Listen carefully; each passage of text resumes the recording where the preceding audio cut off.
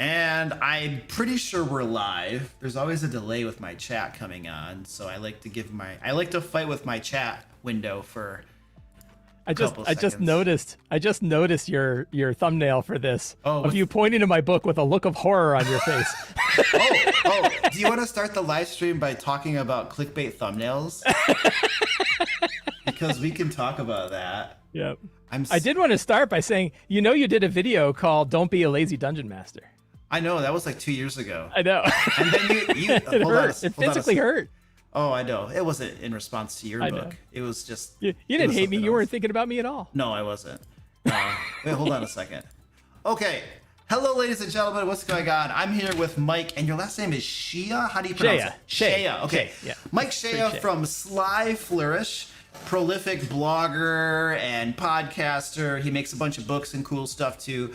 So we're going to be talking tonight about, we were going to talk about Lazy Dungeon Master stuff, but we were chatting before the live stream about the Player Handbook 2024 blurring fiasco, D&D PDFs, D&D Beyond's recent brain fart, D&D getting too complicated, Monopoly Go. We were talking about Amazon stuff, and then we were talking about clickbait thumbnails, which apparently this video has a clickbait thumbnail. So I think we're going to have lots of fun tonight, and I don't know if we're ever going to talk about Lazy Dungeon Mastering, but it'll be a fun conversation regardless. So you probably all know who I am, but Mike, if there is anybody here who doesn't know who you are, please introduce yourself, and also tell us about your Kickstarter that's going on right now too.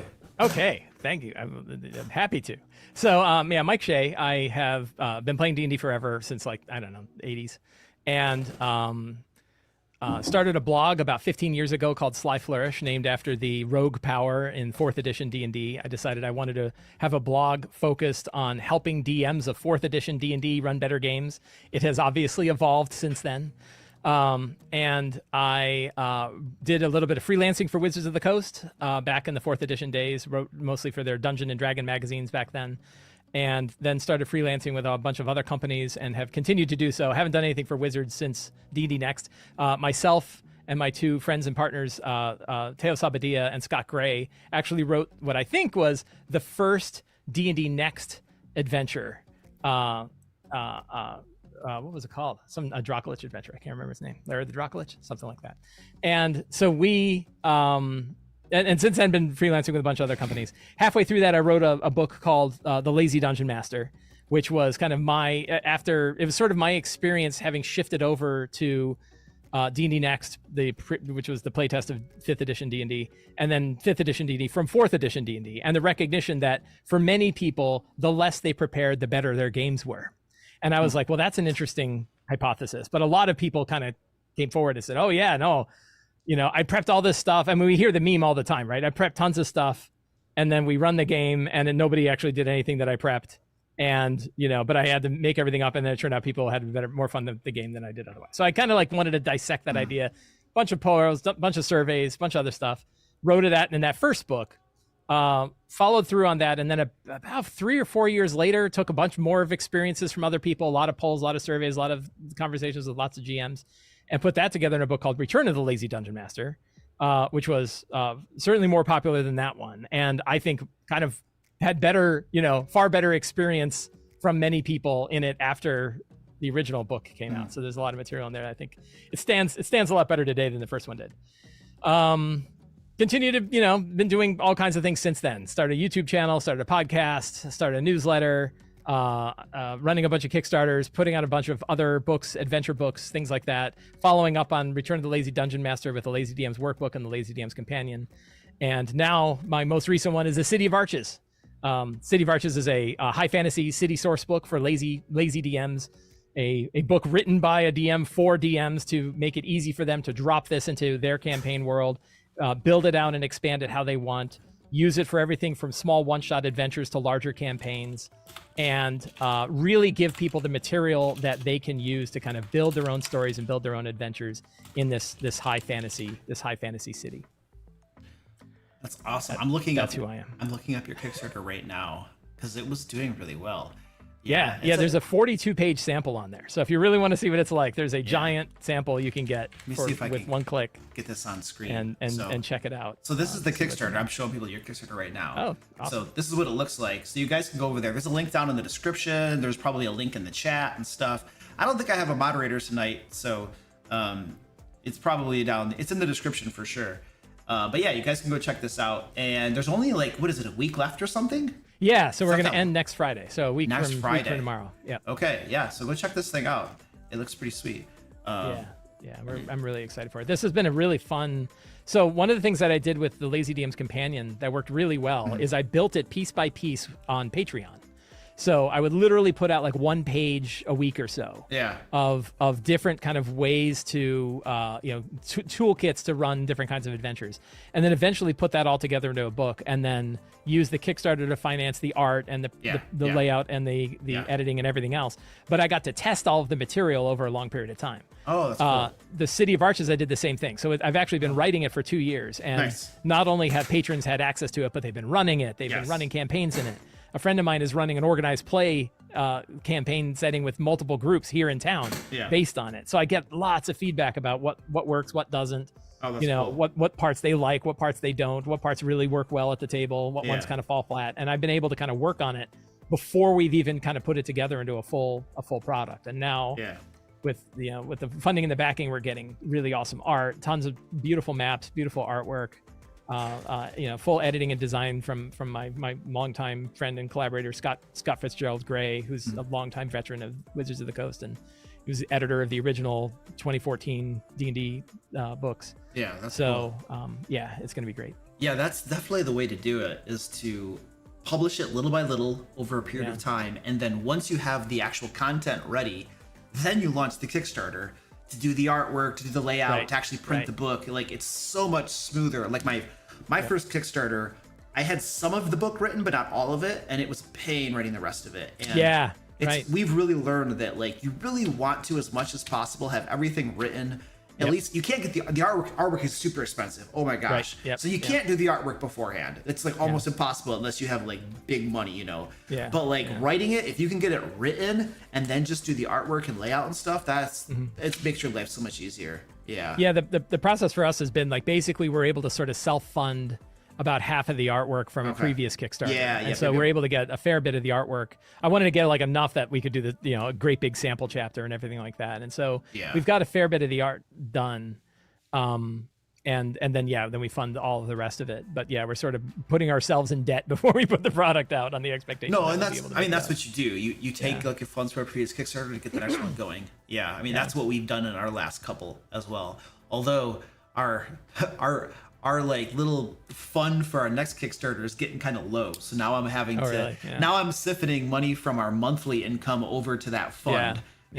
So well, that's the big piece too. Like having people supported on Patreon all this time makes me a lot more willing to take gambles on it, because my time is already kind of paid for on it based on the Patreon funding.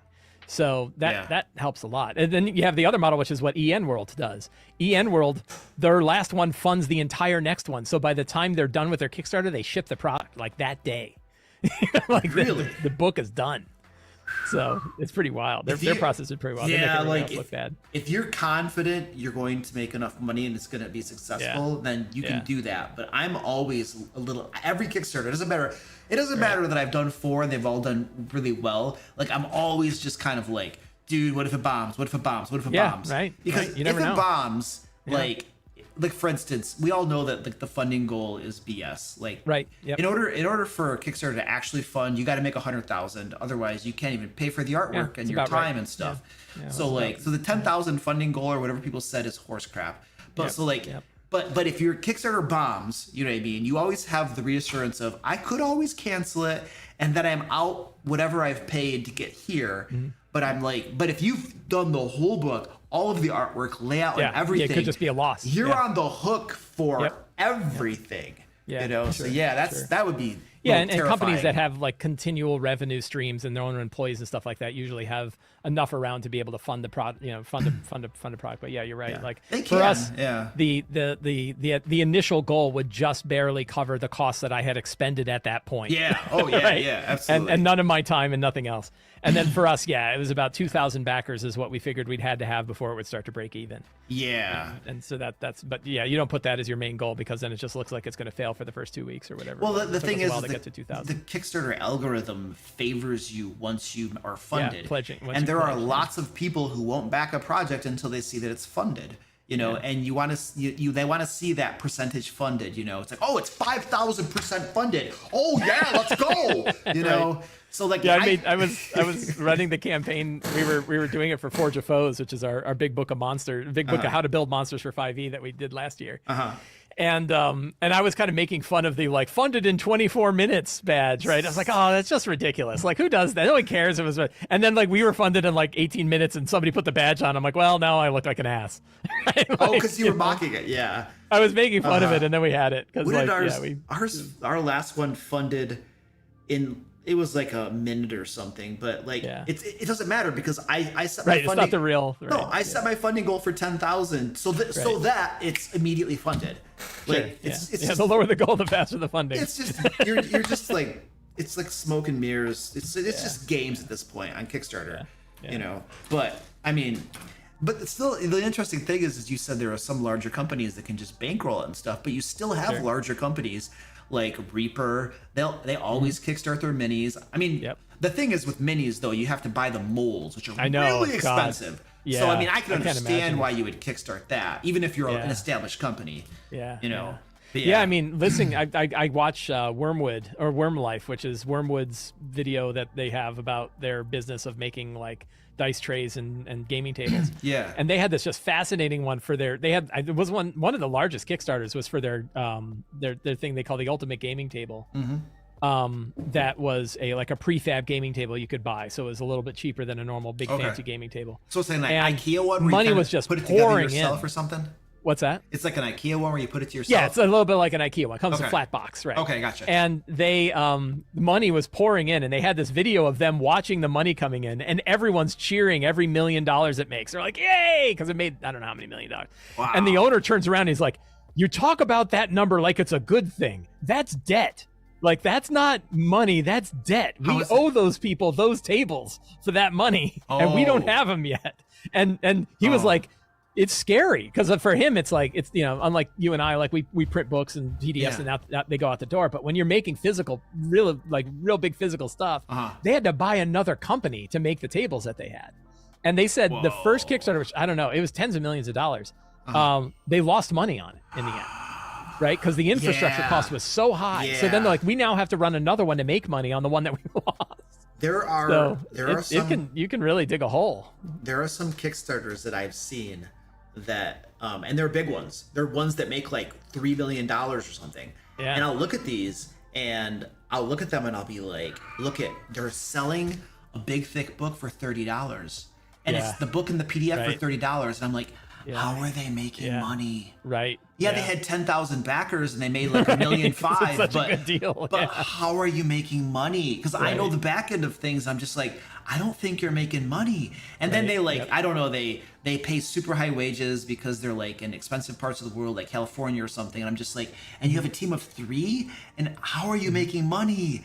You know what I mean? I'll just see this stuff and I'll just be like, this is crazy, man. Yeah. Yeah, they can you can dig a hole. Yeah, totally.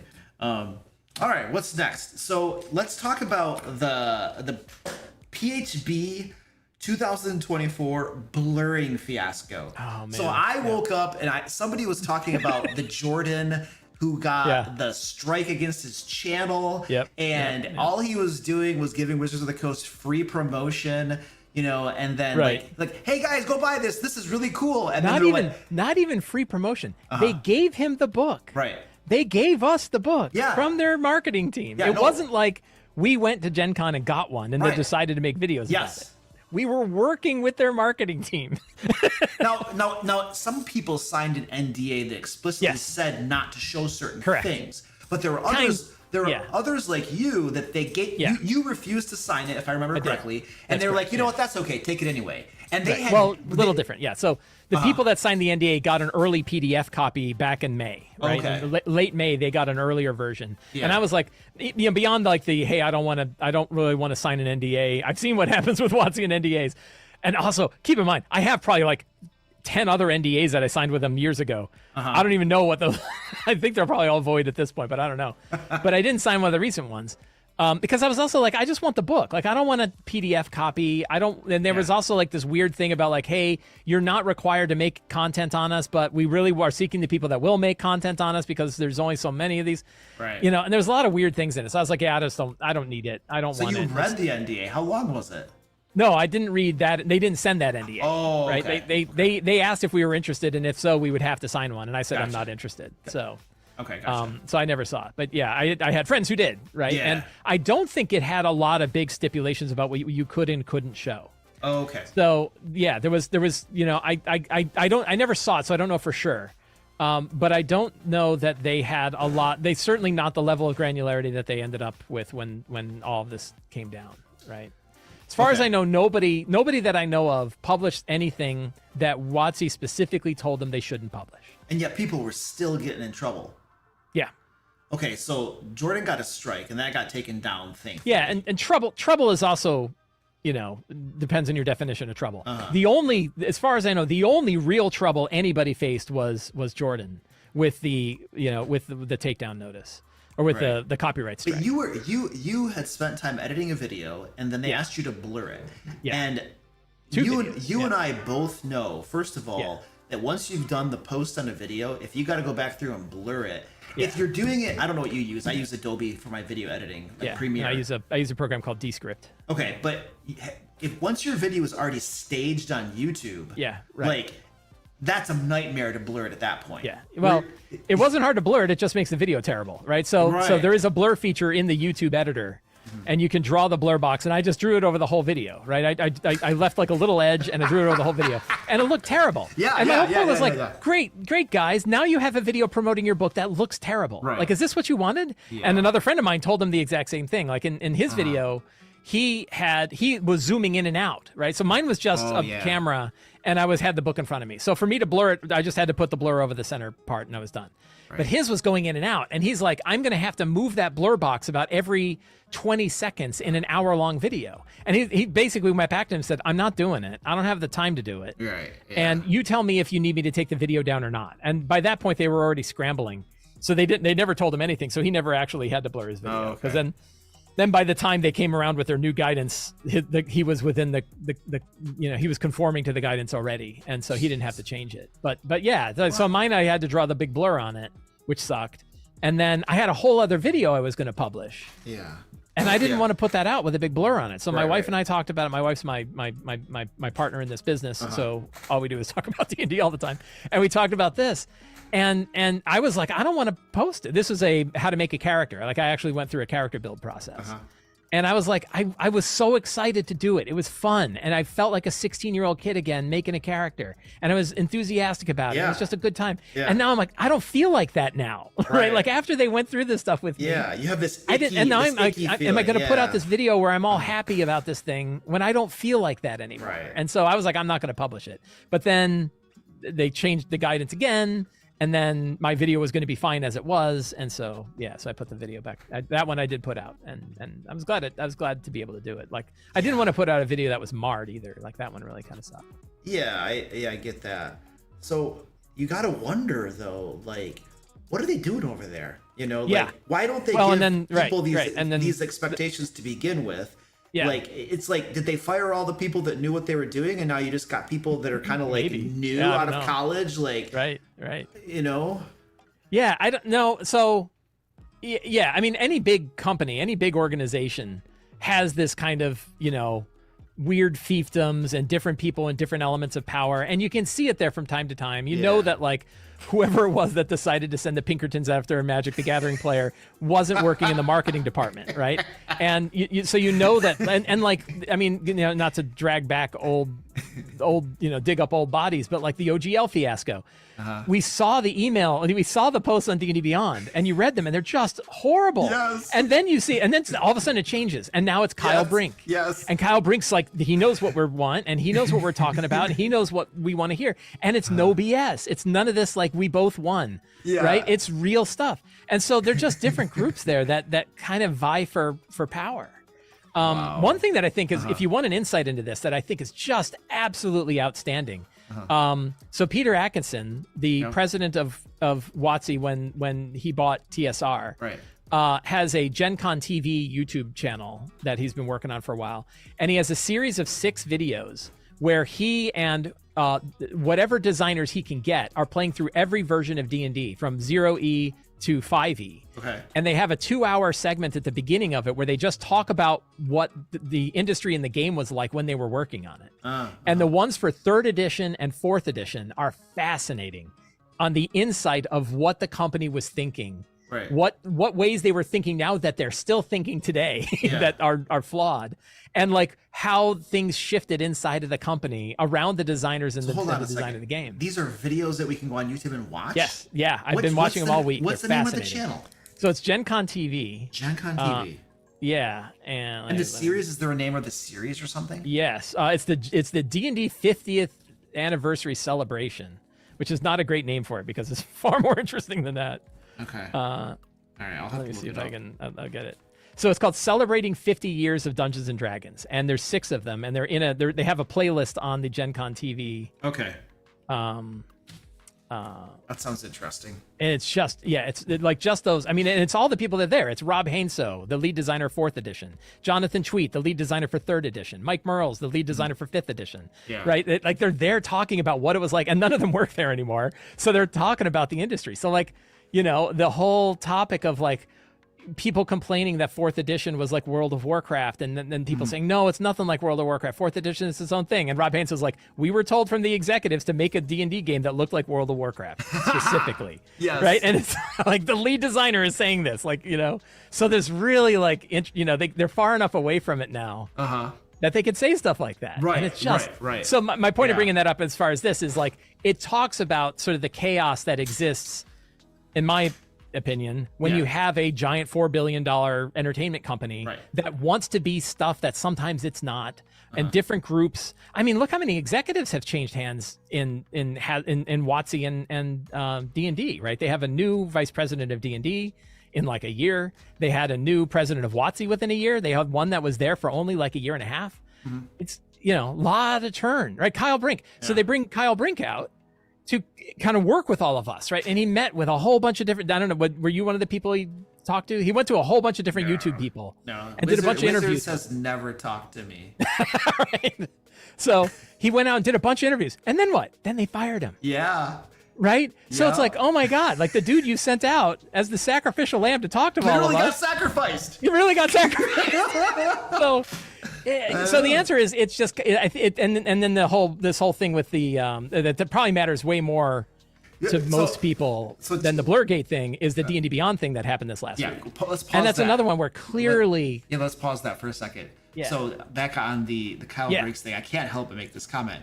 But there was this one interview that a lot of people were kind of like saying negative stuff about what he said, and he said something along the lines of, I can't wait for guys like me to get out of the hobby. And there was an executive who's like, check.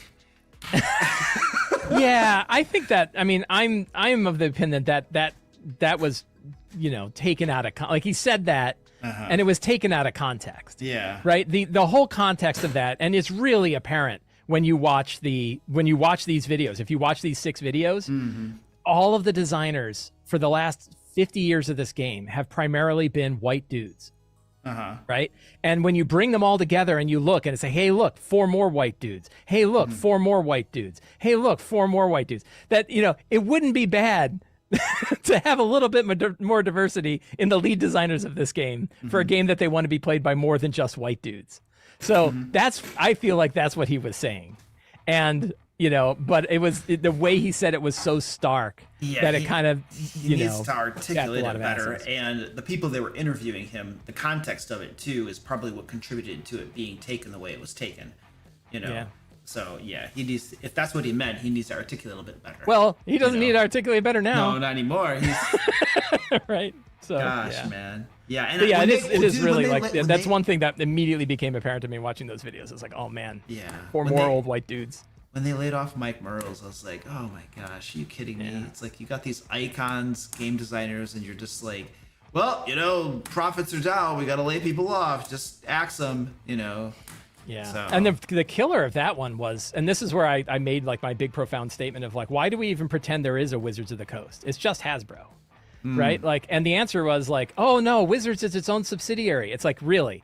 That was a haircut firing. They fired like whatever it was, 10% or 20% of the staff across all of Hasbro. Right. So somebody went to Wizards and said, every one of your departments has to fire 10% of the staff. Right. And that's what they did. Even though Wizards is making more money than like the toy division at Hasbro. It didn't matter. It was just the only way you can do that and not get sued is to do like a layoff that's like a horizontal layoff across all your departments. Wait, really? And that way nobody can say, why couldn't you just fire from the divisions that are underperforming? Because and I'm making this up, right? I don't know that this is 100% true, but what I've heard is a lot of time in these companies, if you start to pick on one group or another, how you picked the people can be used in like discrimination lawsuits. It can be used in all other kinds of lawsuits against it. So the easiest way to do it, short of like hey, everybody has to, everybody can work from home, and now we're going to move the headquarters, and now everybody has to come into the headquarters. Oh, sorry, you're all fired, right? That's the other really easy way to fire people.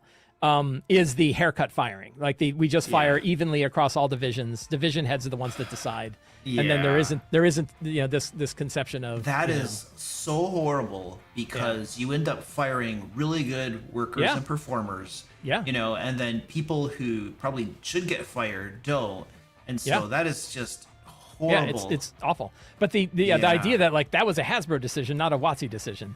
Right. But and so you say like, well, WotC acts independently from Hasbro. They're the ones designing the games. Like, yeah, but not if they fired the people that were doing it, right? Like nothing else matters except who's there and who's not.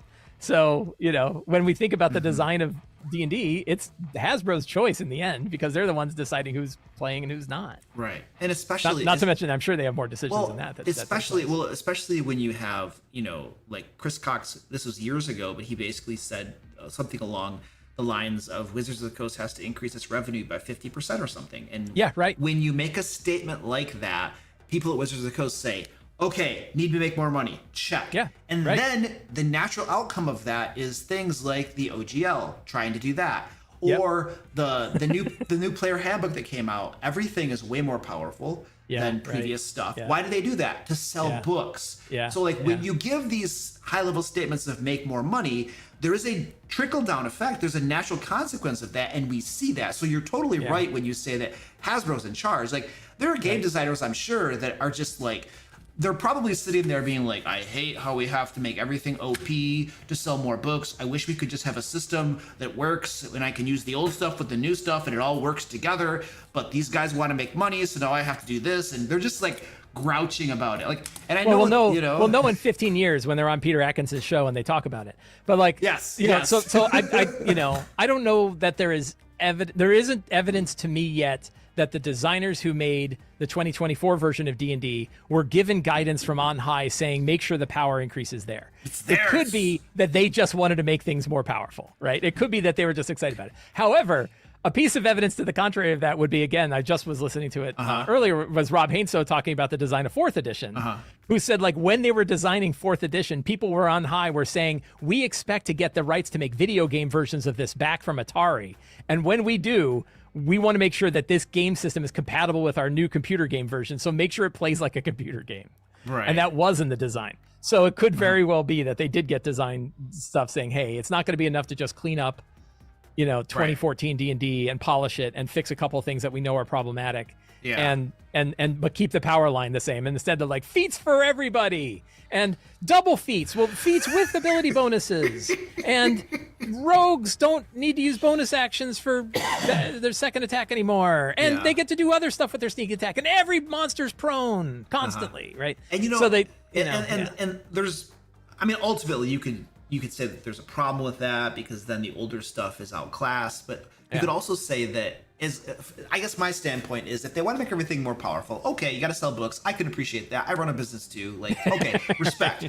But please tell me that when you release the Dungeon Master Guide, that the encounter building rules account for that and take that into account. Please tell me that the monsters, their CR ratings and stuff account for that. You know what I mean? Don't just like reprint the monsters and call it a day, because right now, like when I run 5th edition games, I have to work really hard to make them challenging. Otherwise, it's a steamroll, you know? Yeah. And so like, I understand that many groups don't want the challenge. They just want kind of like a superhero type of thing. You know what I mean? But like, I feel like the rules should allow you the option of either way, and it should allow a new game master who doesn't know how to balance things on their own to get the game they're looking for. You know what I mean? Yeah. So I guess right now the jury's out, for me at least, on whether the power creep is acceptable or not. It depends on what they're going to do in the player handbook or the Dungeon Master Guide and the monster manual. You know, and we're not going to know that until my friends Teos and Scott, who I worked on with for Forge of Foes, and you know, in that book we spend a lot of time thinking about encounter balance and a lot of time thinking about monster power, because we offer like a big table in there of, you know, common statistics by challenge rating for monsters that you could just grab and then apply to whatever template of a monster you want to make things. And our big question, and we get it all the time, is like, are you going to have to change this for 2024? And my opinion is that like we probably don't need to change the challenge rating power levels, but the encounter building ones maybe, because you know, if you don't really have to change both. If you just increase the amount of and challenge rating of the monsters that the characters face, even if the monsters are the same, the encounter is still more challenging. Yeah. So it's one little dial you can turn and keep the monster power the same. But then the question is, well, what's the monster power going to be like in the new monster manual? And is the challenge rating 10 going to be significantly more powerful than a challenge rating 10 monster somewhere else? Yeah. My argument is that like there is already so much variance in power in a single challenge rating that it really won't matter from a compatibility standpoint on if one is a little weaker than another, even if they're both CR10. And now we have other publishers that are publishing monsters at different challenge ratings that also are at different power levels. So, and we're talking about a game where you're rolling a 20-sided die, which means there's so much variance in the game anyway that you're never going to get a super accurate. It's not like Pathfinder 2 where everything is scaling, you know, continually across levels. It's like, you got this kind of weird flattish curve. Yeah. So like Tales of the Valiance monsters, for example, hit pretty hard for their challenge rating, right? And I think they're great. Do I think like that means they're broken compared to the challenge rating monsters of other books? Like, not really. They're close enough. Like they're Cult Fanatic, beat your ass. But you know, it's not that far off in the Cult Fanatic that's inside like Level Up Advanced 5e's Monstrous Menagerie, or our CR1, our CR2 monsters that we have in Forge of Foes. Right. So my hope is it doesn't change too much, because I have skin in this game, right? I've got a book where you have a bunch of stats. Yeah. And I'd really like for that not to be out of date. But if it is, it is, and we'll figure it out. Yeah, that's an interesting question. The whole idea of that stuff being kind of up in the air. Like my guy Zach and I, he's my full-time employee. We were literally talking about our next Kickstarter, and because we had this idea of doing a map book, you know, because we've published modules and stuff, like, and we're like, what if we publish a book of maps for all of the modules, so people that can have a physical map and stuff. Turned out to be way too expensive, and the books were gonna weigh like 30 pounds each, which makes shipping insane. And we're like, okay, can't do that. That's too expensive. And then we're like, well, we could publish Escape from the Fae, which is a level 5 to 12 adventure module. And then we're like, but the new edition's coming out, and we don't know what the changes are going to be. We don't know if people are going to want the new edition or if it's not going to be well received. Right. And people would rather we publish it according to like the old edition power levels. Yeah. And then we have another Kickstarter that's essentially D&D 5th edition products, and we're just like, with the new edition coming out, it's like those are all very risky enterprises. Yeah. And so ultimately, we're working on a board game that is unrelated to 5th edition. We're gonna step over here for a while and see how things come out. Literally, we were like, look, at the wisest thing to do is to do the Kickstarter in April for our board game. It's like a fantasy dungeon delve type board game, so it's D&D adjacent, but it is unrelated to D&D rules at all. And we're like, we best do our board game, because this new edition is just throwing everything out of whack. you know. So yeah, I mean, when I've been working on City of Arches, one of the things you notice how I managed to slide City of Arches back in the conversation organically, right? Just slid right in there. City of Arches, what is that again? City of Arches, a high fantasy city source book for lazy DMs, available on Kickstarter right now. So okay. And there's a link down in the chat description to his Kickstarter, which he doesn't want to plug. It's doing really well. They're at like 155,000.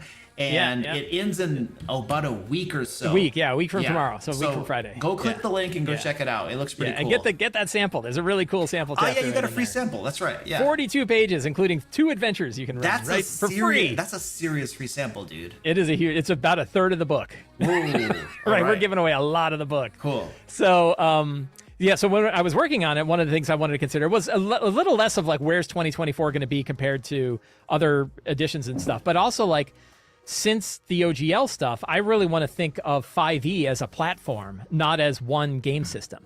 So totally recognizing that almost everybody is playing D&D, right now, D&D 2014. Yeah. And then that will probably split, and there'll be some number that'll be playing 2014 and some number that'll be playing 2024. But there's also Level Up Advanced 5e, and there's also Tales of the Valiant, and then there's even some other 5e variants. Yeah. And I want to support all of those. Even though I know like the numbers are not going to be huge compared to D&D, I still, I think those are great. I love Level Up Advanced 5e. Like my Wednesday group is running that. And it's super crunchy on the player side. I'm not familiar with that system. Yeah, so EN World Publishing, the guys that make EN World, Morris and folks, they have their own 5th edition, full top to bottom 5th edition system called Level Up Advanced 5e. Okay. And they kickstarted it about 3 years ago or so. 3 books, The Adventurer's Guide, The Monstrous Menagerie, and Trials and Treasure, their version of the DMG. And they are outstanding. I think...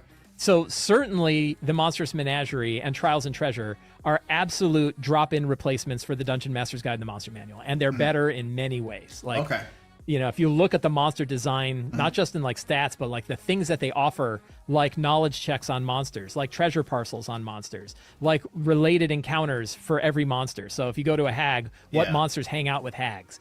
It's all like in that. It's a great big book, and it's so much easier to use, and the design is really good. The monsters design was done by a guy named Paul Hughes, who spent a ton of time on the math of monsters, and built the monsters on all this thing. It was my favorite monster book. I think it is my favorite monster book. Period. Like Forge of Foes is better, but I like short of my own book. It's outstanding. Yeah. And we're now using the player guide for my home group is using, so that the Adventurer's Guide is their player guide. And it's pretty crunchy. Like it has a combat maneuver section with like 350 combat maneuvers for your martial classes. It's as big as the spellcasting class. To give you an idea of the crunchiness, Wizards is very proud of the fact that the D&D 2024 Player's Handbook is 384 pages. Right. The Adventurer's Guide is 650 pages. Jeez. Right. It's an enormous book. Yeah. And it is pretty crunchy. I don't know that I recommend that as much as I recommend the other 2 books, because it's definitely a super crunchy version of 5e. But my players and I are really enjoying running it. We really like it. It's got lots of stuff like potion crafting and like equipment, all different kinds of stuff that's got in there. Much better, interesting travel system. So I want to support games like that. And then Kobold Press's Tales of the Valiant is the other one, right? And I'm really loving it. I'm spoiled, I'm biased on this because I wrote parts of Tales of the Valiant for Kobold Press. Oh, cool. So I love that system as well. Yeah. Which meant when I did City of Arches, I really tried to make sure that like that would work with whatever version of 5e that you're running. And then I was like, also, I love Shadow Dark. Yeah. So it might be kind of fun if this also could work with Shadow Dark. Right. So I kept it very abstract in its design, because it's a campaign book more than like a book of adventures. And you can really drop in and drop out those monsters from the adventures and stuff like that pretty easily with almost any of your fantasy D20 games that you're going to play. So 13th Age and Shadow the Weird Wizard and all these other games that I think are just outstanding games. I wanted this book to be useful for all of those. So same kind of thing. I didn't step away and do board games, but I did go to, try to build a product that I think can bridge the gap of really what I see as the transformation of 5e from one game into many games. Right. Because that's totally what it is. Yeah. I think so. I think it's like Linux, right? I think it's like, there are many flavors of Linux now, right? And you do you want Ubuntu or Debian or SUSE or whatever? they're all Linux, right? And 5e is Linux now. We own it, right? It is now we now have it in the Creative Commons. We can do whatever we want with it. Yeah. Kelsey Dion used it to build Shadow Dark, and Kobold Press used it to build Tales of the Valiant. Wizards of the Coast used it. She didn't have it in Creative Commons when she did Shadow Dark, though. What's that? She did it. It wasn't in Creative Commons when she did Shadow Dark. It wasn't, but it is. It was now. by the final design. It is now. Yes. She was so like. I've met her a few times at different conventions and stuff. And when that whole OGL thing came out, like, she was like, "I'm going my own way." Yeah, she hired lawyers and stuff. Yeah, but she was, I think she was a little terrified because like, how does this but she ended up referencing you know? the 5.1 SRD as a Creative Commons document in hers, and it just covers. When she actually it's in. If you look in the beginning of Shadow Dark, it says. I have it. Yeah, I just got done playing a couple of games of Shadow Dark. I love Shadow Dark. Yeah, I'm probably gonna run my own game of it too. I'm probably gonna do something on Start Playing and just. I'll probably start out with like a one shot, like a 2 or 3 session one shot, and then it may turn into a campaign or something. A lot of people felt, and a criticism that I had heard repeatedly of Shadow Dark is, this looks like it might be fun for a short campaign or maybe like single session or short campaign. There's no way it has legs for a long campaign. And I'm now running like week 42 of a campaign in Shadow Dark. We're almost at 10th level. That's almost a year. I know, and my players love it. Like they're not bored. They're ready to roll. I think if I told them, hey, I'd like to start another Shadow Dark campaign, they'll be like, yeah, we're on it. Now they're all DMs, so they all recognize the value of fast character generation and simple mechanics and straightforward stuff. They all appreciate that a lot. I love that crap. That's one of the things I like about it is that like, there's an online character generator and I can literally just push a button and it gives me a character. Yeah. And the characters are very simple. They're not complicated. Yeah.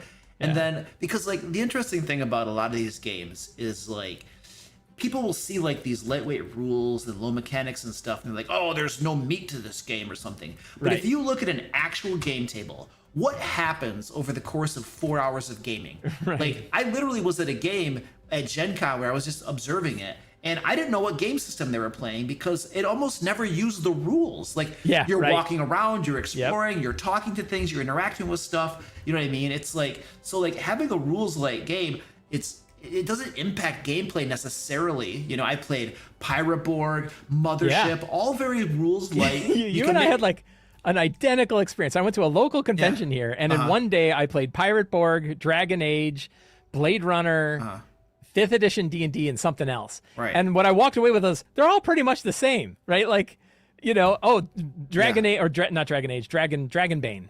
And I was like, well, Dragonbane is a D20 roll under, and Blade Runner is the, like, you know, roll 2 dice together and take the better of the 2 dice. And Pirate Borg is a D20, add a modifier. I was like, it kind of doesn't matter, right? Like, the story is what matters, the situation, the players, like what we did. And the mechanics were not that, even going from like really lightweight like Pirate Borg to pretty crunchy, which was like our D&D 5th edition game that we played. It was amazing. And the thing too is that like I like to run a little bit more challenging, grittier of games. Yeah. And that means that you might die. But when I have a Pathfinder 2 game that I've been running for a little over a year now. We play in person at this table back here. And the thing is that when your Pathfinder 2 character dies, like making a new one is a couple of hours. Like if you actually want to make meaningful decisions. Yes, you could use the one online and just throw something together really quick, but then you just got like a mishmash of whatever. It might not even be that good. But if you want to actually do a thoughtful character build, it's a couple hours, man. Just go, and we're like, you know, you're level 6, or if you're even higher, level 10 or something, you got all of these archetypes and feats and stuff. 5th edition is a little bit better, but it's still not like uncomplicated, you know. So it's like, if I'm running a gritty game where you die from time to time, you know, like I really what do you do with yourself? Like I tell my players, bring backup characters, you know. That's a good idea. That's the first thing. Have backup. But like it's so nice to have a lightweight game like Shadow Dark where like if you die, it's like, all right, it's cool, I'm gonna push a button over here, new character, let's go. It's like, we have my friend Jerry plays in both my Shadow Dark game and my Level Up Advanced 5e game, which are like the furthest extremes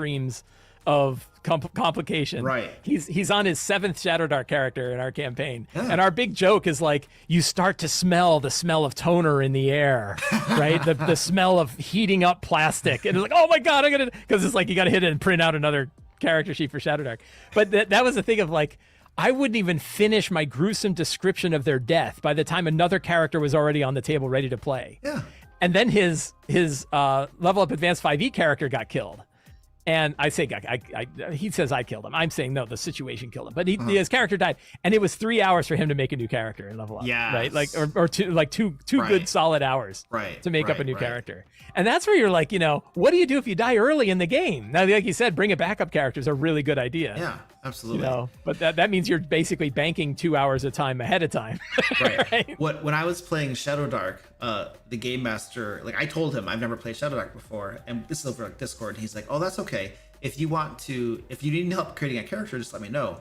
And I was like, "Okay, cool, thanks a lot." But up here, I was thinking, in Shadow Dark, help creating a character, like it's like I press a button on this website and I'm good. Shadow Darklings. Like now, if I'm my first time being 5th edition or Pathfinder 2, oh yes, please, I'm probably gonna need help, or a pre-gen or something.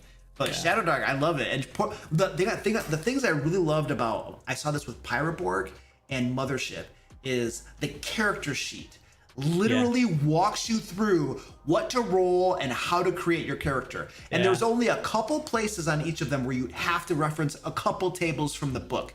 Everything is self-contained on the character sheet. I love that. I'm like, oh, that is so amazing. Something I like about the Powered by the Apocalypse playbooks too. When you see playbooks for PBTA games, they are often self-contained character sheets where they almost look like a pre-gen sheet, except it's like, well, no, there's lots of little choices you make and you circle them, and now you've got a working character in like a few minutes. So I've been looking at Ben Milton's Knave. Yeah, I've heard of that. Yeah. So I picked up Knave 2, and I've been digging into it a lot recently. It's another one that I like. I think the character generation is even faster than Shadow Dark. Now that's an OSR game, so that's going to be a grittier, dark type of game, right? Yeah, but so is Shadow Dark, right? Well, like sure, I think it falls in that same right. I'm not familiar with Knave. If you had to compare Knave to Shadow Dark, what are the different parts? So one is that Knave is classless.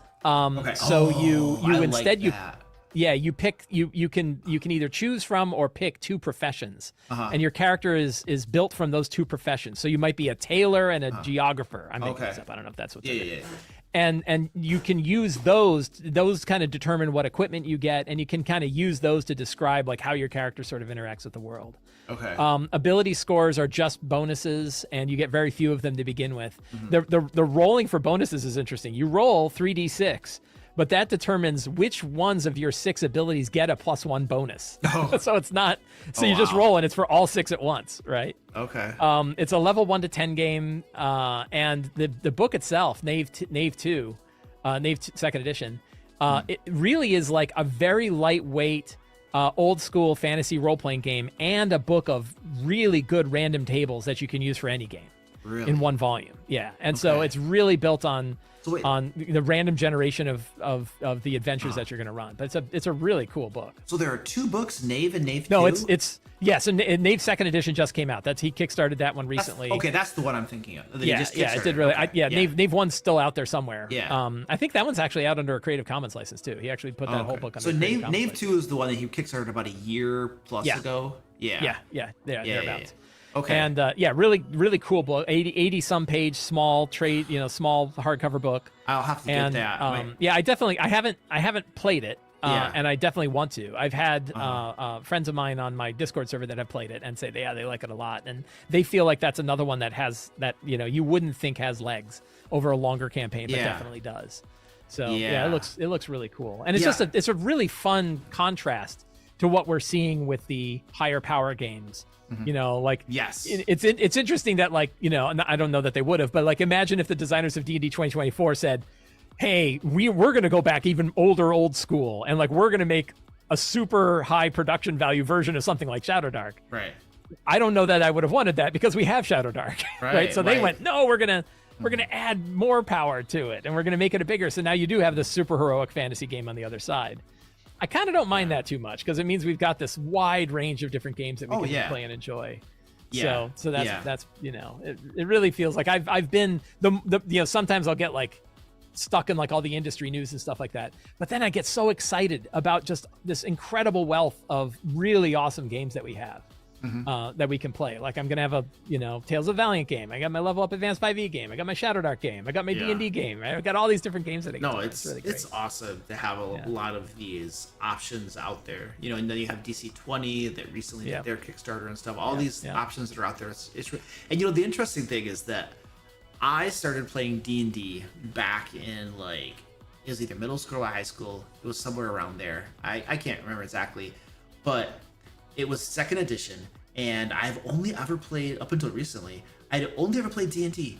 Yeah. Until I started going to conventions, and then the first non-D&D game was Call of Cthulhu. Amazing. I love the percentile roll under mechanic. Yeah, right. Percentile roll under. Oh, it's such a cool mechanic. Yeah. And then you probably dig if you haven't seen Dragonbane, check out Dragonbane, because it's a D20 roll under. You still do your ability scores the same way, but you're rolling a D20 under them. It's really cool. Then I started playing other things like Castle of the Crusades and or DCC, which I've only ever been able to play funnels in DCC, which is just kind of like not the real core of the game, you know. So it's always every single convention I'm like, is there any DCC game where you're like a level 1 character at least? And it's always a funnel, and I'm just like, why is it always a funnel? It's not actually the game, you know. It's like I want to play the game. So, but then that's interesting. I had the opposite experience where I played like a traditional adventure, really fun adventure, in DCC, and I was like, I want the funnel. Like I've heard all about this funnel. Where's my funnel?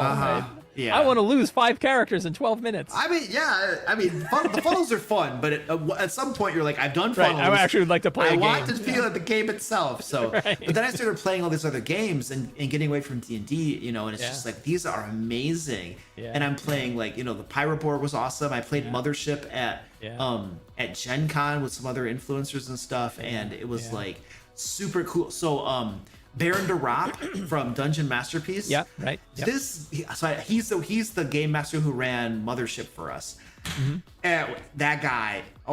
First of all, we had it was like how you say it. The players were all top tier players. Like really? Every single one of them was like if I wanted to put together like the gaming group, like to have fun with every moment of every second, like because it's just such a riot. These would be these people. Like Kelsey from Shadow Dark was in it. And then there was this guy. There's another guy from another YouTube channel. A lot of them were doing. I was playing with Justin Alexander who wrote the So You Want to Be a Dungeon Master book. There were all these people there, and but the role playing or their in character, you know, their mannerisms. It was, and just role playing in general was top notch. Baron de Rop was doing voices that were just, oh my gosh! Like I tried to do little talky voice acting crap. I suck compared to these guys. These guys were just crazy over the top, amazing. Awesome. Yeah, that was tons of fun. So play these other games. Well, you just got to come to conventions, man, and. I know. Well, I'm going to. I'm going to. Last year, I saw all these people going to Gamehole Con, and I was like, I'm going to go to Gamehole Con. I saw, and now I'm going, and they're not going there. Well, I'll be there. I'll be there. Okay, cool. I'll see you there. I have. You're on a panel or something. I'm planning on going to the panel unless I have a game that comes up or something. But but I saw you were going to be there. I was like, oh, he's going to be there. Cool. Yep. Awesome. So we'll hopefully get to meet there. Yeah, very cool. Yeah, but if you come to. But I missed Gen Con this year. Yeah. Yeah, especially if you come to Gen Con, dude. Like you'll have to get your number or something, and I'll let you know. Like, hey, we're all getting together to play something. Because I'm always messaging like Professor DM, you know, to be like, hey, what's going on tonight? What's going on tonight? And then there's other guy called Hoss who runs, I think it's called Dungeon Scribe. It's an Instagram. Mm-hmm. He does artwork and stuff. He is like the guy who knows everyone and everything. Cool. So I'm always like, Hoss, what's going on tonight, man? So, because you can do that. I've gone to Gen Cons where I'm like, oh, I can't wait. I'm not going to schedule anything. And then I never meet anybody. I was there for the whole 3 days. And I would always this was when Twitter was a thing. And I'd be like, where's everybody? And look at all these games that are happening that I'm not at. And I was like, I have FOMO and I'm here. Yeah. No, it was worse FOMO than being at home. I'm like, I don't know. Like I have connections with the people that have connections. So I'm the guy who's always like, hey, what's going on tonight? Hey, what's going on tonight? You know what I mean? So yeah, but because I'm the same way. Like I don't schedule, especially at night. At night, I never want to schedule anything because I'm like, I know somebody's going to be doing something, and I'm going to want to go hang out. You know. So, but yeah, we'll do some. So other stuff we wanted to talk about. So that's about Blurgate. Yeah, that was 56 minutes on Blurgate. Okay. Good luck with your table of contents on this YouTube video. I don't even bother with those. Yeah, that's good. I don't good do plan. those. Right, you know, I'm just like whatever because every time I see a video with a table of contents, what I invariably end up doing is I'll just scrub the video, see what the points are, right, and I'm done. Right. And so it's like, why would I go out of my way to help people skip my own content? Yeah, I do that. I do that for that very reason. Understand. I'm like, I would much rather you go to the parts of my video that you want to watch. And yeah, I'm just a selfish jerk, and I refuse to do it. You know, but I only do it for my talk show video. Yeah. Long. Yep. Oh yeah, well my videos are all like usually 20 minutes or under. Yeah, right. You know, Mine are so an it's hour like long. if you can't sit through 20 minutes of me talking, then you don't like me, and that's fair. You know what I mean? So it's like, I got a newsletter. You can read my article in 3 minutes. Oh yeah, well, I mean I put almost all my videos become blog posts on my site Right. too, so Yep. you could read it, you know, if you wanted to. So Yep. yeah. Okay, so let's do this. Let's take a quick little break here. And then bio and crap like that, and then we'll come back and we'll talk about some more fun stuff. Sounds awesome. All right, sweet. I'll be back. Are you a dungeon master? Do you want to be a dungeon master? Do you have blue face paint on your face? If the answer to any of these questions is yes, then you're just like me. Not only do you enjoy smashing players in the face with your axe every time they metagame, but you're also a busy person, and while prepping for a D&D game, well, sometimes that's hard. And as much as you'd like to force one of your players to run D&D for a change, well, they all suck, so it's pretty much up to you to be the forever dungeon master. And that's exactly why I get out my crayons every month and write a new issue of Lair magazine. Well, I mean, it's not just me, I have a team of people too. We all get out our crayons and write it, but yeah. Anyway, every issue of Lair magazine contains 5th edition Dungeon Master resources to help you reduce your prep time while still running amazing games for your lazy, good-for-nothing players. Every issue of Lair magazine contains 2 to 3 adventures complete with maps for online play. You know, we also sprinkle in other stuff like puzzles and traps, which, let's be honest, both suck to have to make yourself. So, I mean, wouldn't you rather just become a DM Lair patron and pay me to write them for you? I mean, you know, my team and I, with our crayons. Now, if you love your wonderful players as much as I do, consider helping me to meet my sales quota by becoming a DM Lair patron today at the link below. You'll get a new issue of Lair magazine every month and other cool stuff like map packs and bonus adventures. Okay, that's it. Please become a DM Lair patron now, or I will find you. Oh, there we go. All right, you can stare at my face until Mike gets back.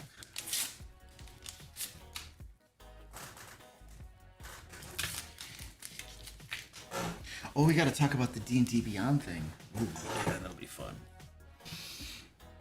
A cat strike? Yeah, we can do a cat strike. We're waiting for Mike. All right.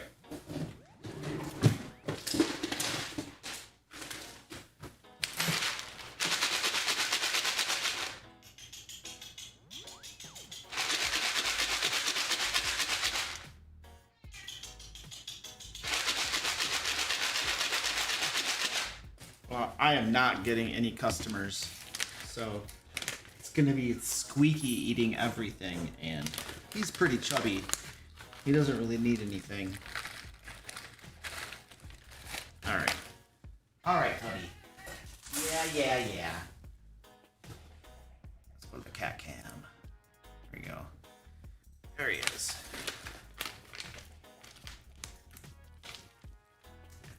Try to eat my little piece of cheese. Midstream snack piece of cheese. All right. We had a little cat strike. Only cat here is Squeaky. Oh, there goes Squirty Pie. She's down there now too. So, all right, sweet. So, shoot, we can fill up another hour talking about D&D Beyond bullcrap. Sure. Probably. Yeah, like so. I'm like, so they're like. I was a little behind the curve. My man Zach was like sending me articles about all the juicy gossip that was going on, right. And I'm reading it all, and I'm watching videos on it and stuff too, because I'm going to have a video coming out on Saturday talking about it, because I'm just like, how many times can they like kick their own faces in, right? And then have to be like, oh, mea culpa. Yeah, Jerry Holcomb over at Penny Arcade, who has been pretty critical of them on other things, was like, now I've just learned to wait a week before I even bother to make a comic strip about their thing, because they're going to do something dumb and then they're going to take it back, and then I'm going to have wasted my time. So I'll just not say anything for a week for them to figure out their own problems. Yeah, and he was right on. So they were very adamant about, like, they made an announcement. This was about maybe 2-3 weeks ago. There was literally an announcement where they're like, hey, The 2014 content will always be available on D&D Beyond. Rest assured, no problem. Because Zach, my dude Zach, sent it to me and he's like, hey, they said this. I'm like, okay, cool, awesome. Right. And it wasn't not even a week later, like they're like, there were people that scoured the change logs. Apparently, I never pay attention to change logs. No, right, because in the change log, it said basically that the character sheet would only have 2014 like spells and magic items and maybe some other stuff. It was it was the opposite. It would have 2024. You would be able, that's right. Yeah, right. You would be able to have a 2014 character with classes and subclasses and feats, but spells and magic items would all be upgraded automatically to 2024, even if you wanted to continue to play a 2014 character. Exactly. So here's the thing. Here's what's going to happen. I'm going to get my tongue is going to get tripped over 2014 and 2024 constantly. Thanks, Wizards, for never naming this thing. Well, they're dumb. They're stupid. And here's what's going to happen. Here's what's going to happen. It's like D&D Next. D&D Next was D&D Next until like they were like, okay, everybody's calling it 5th edition. Let's just call it 5th edition or something. So this is what's going to happen. They're going to be adamant about it's 2024. D&D is D&D is D&D, but the community is going to call it something. Right. And whatever it happens to be, it's what the community is going to be basically coalesce around calling it, whether it's 5.5 or whatever. And eventually, Wizards is going to be like, it's going to be a year from now. They're going to be like, you know what, fine, we'll call it. What do you want to call it? Okay.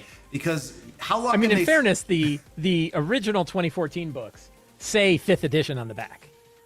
Right, like they actually call it 5th edition. But there's a part of it that says D&D Next though, isn't there? Not in the physical book. No. Really? I mean, D&D Next was always the code name for the playtest. Was it? Okay. Yeah, and then and I don't think they ever really resisted calling it 5th edition. And the original printing of the original Player's Handbook calls it 5th edition. Right? Okay. They say, but it's not often, and it's it's pretty rare they call it anything. I mean, I'm just so negatively biased. I guess I just make up crap. What do they call it on the back of the new one?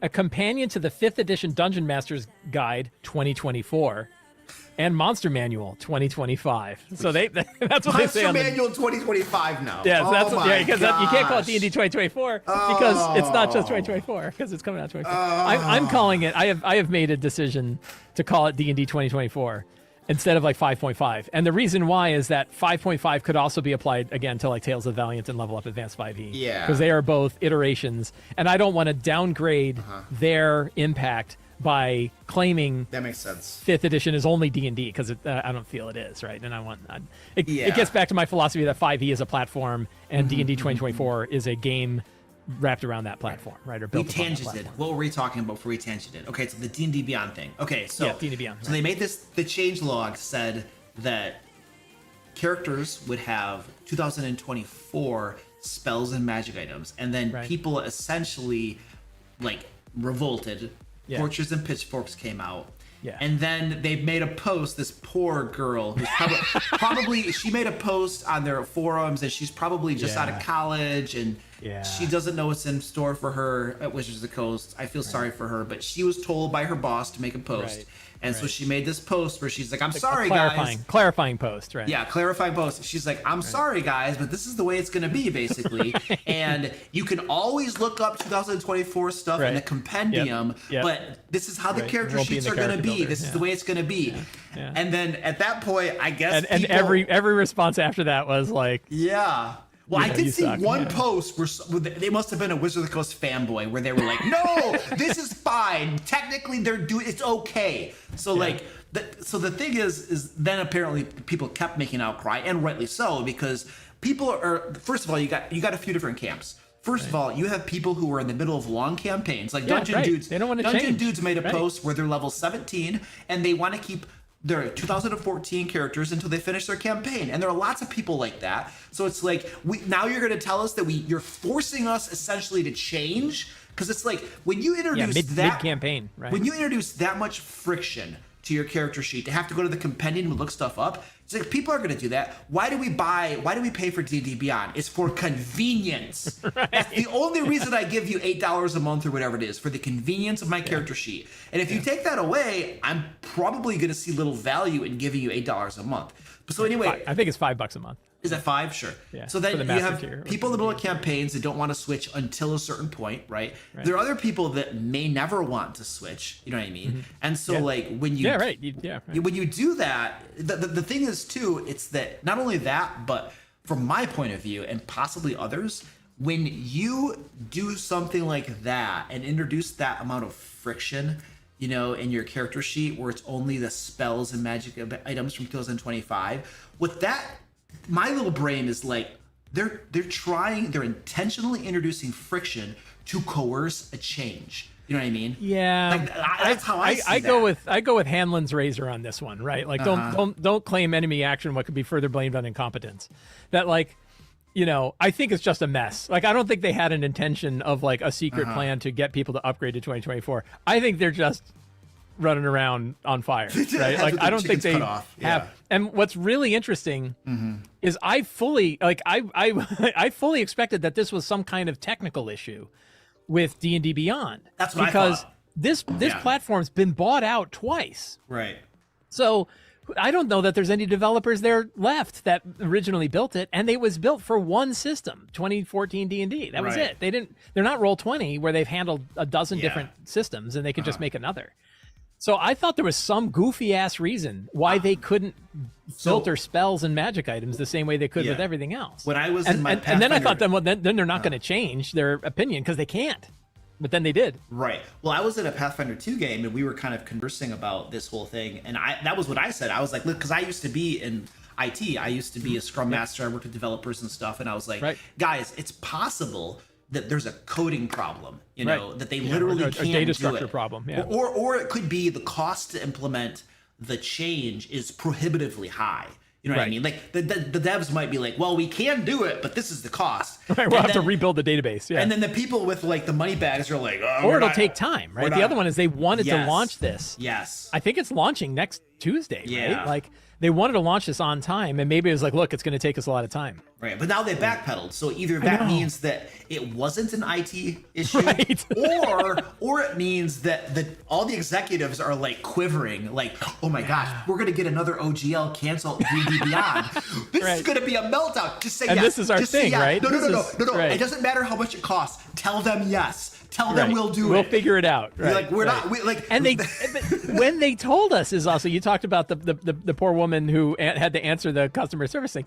They gave that reply Sunday night at midnight. right. And I'm like I record my talk show on Sunday morning, and it's, you know, there's never any news that happens between Sunday morning and Monday, right? And that one I had to do I had to wake up on Monday morning and do a little show part to add into my video to say like, hey, the news changed at Sunday at midnight. So like, it's another one where like, you know, that's not cheap. Like, you know, it's not, you know, having people working at midnight. Hopefully they're getting overtime, right? Like, hopefully they're getting something for this. I mean, But, they're like- they're probably salaried. They're probably salaried. They probably They're don't. not. That No. sucks, right? Like, Yeah. you know, they can't, you know, people that have to go running around fixing this mess. Right.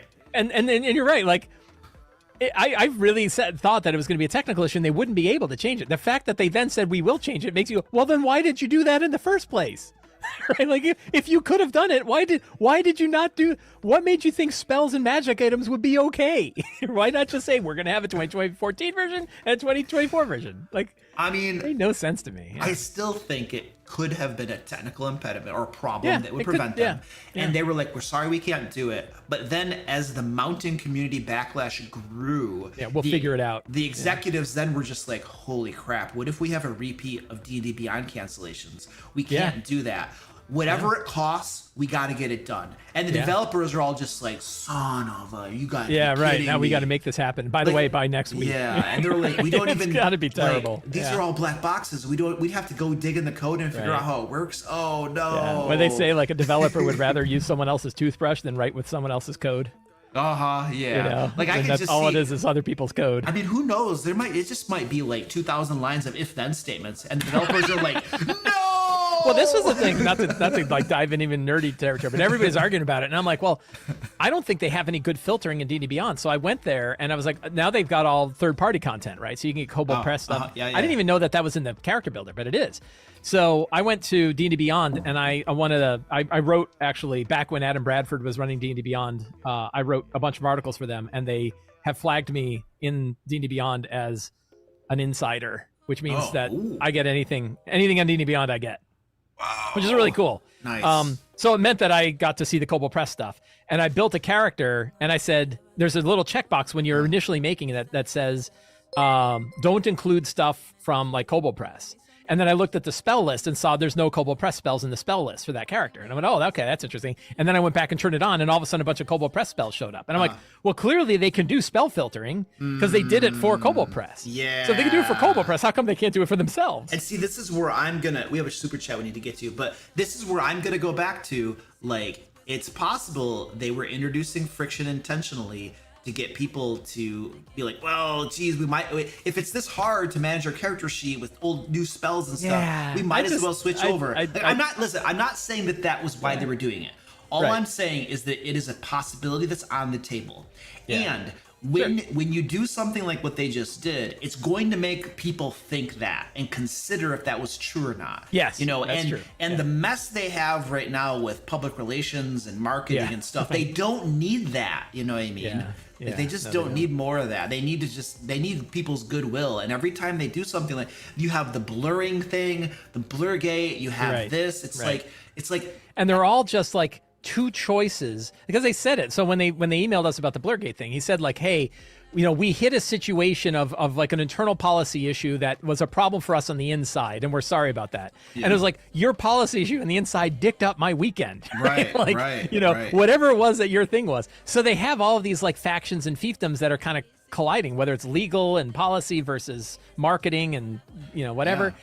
They bump into themselves. So like somebody said, oh, it'll be fine if we don't have spells in D&D Beyond, or we only have the 24 spells. And then another group is like, no. And part of it is like, where's your connection?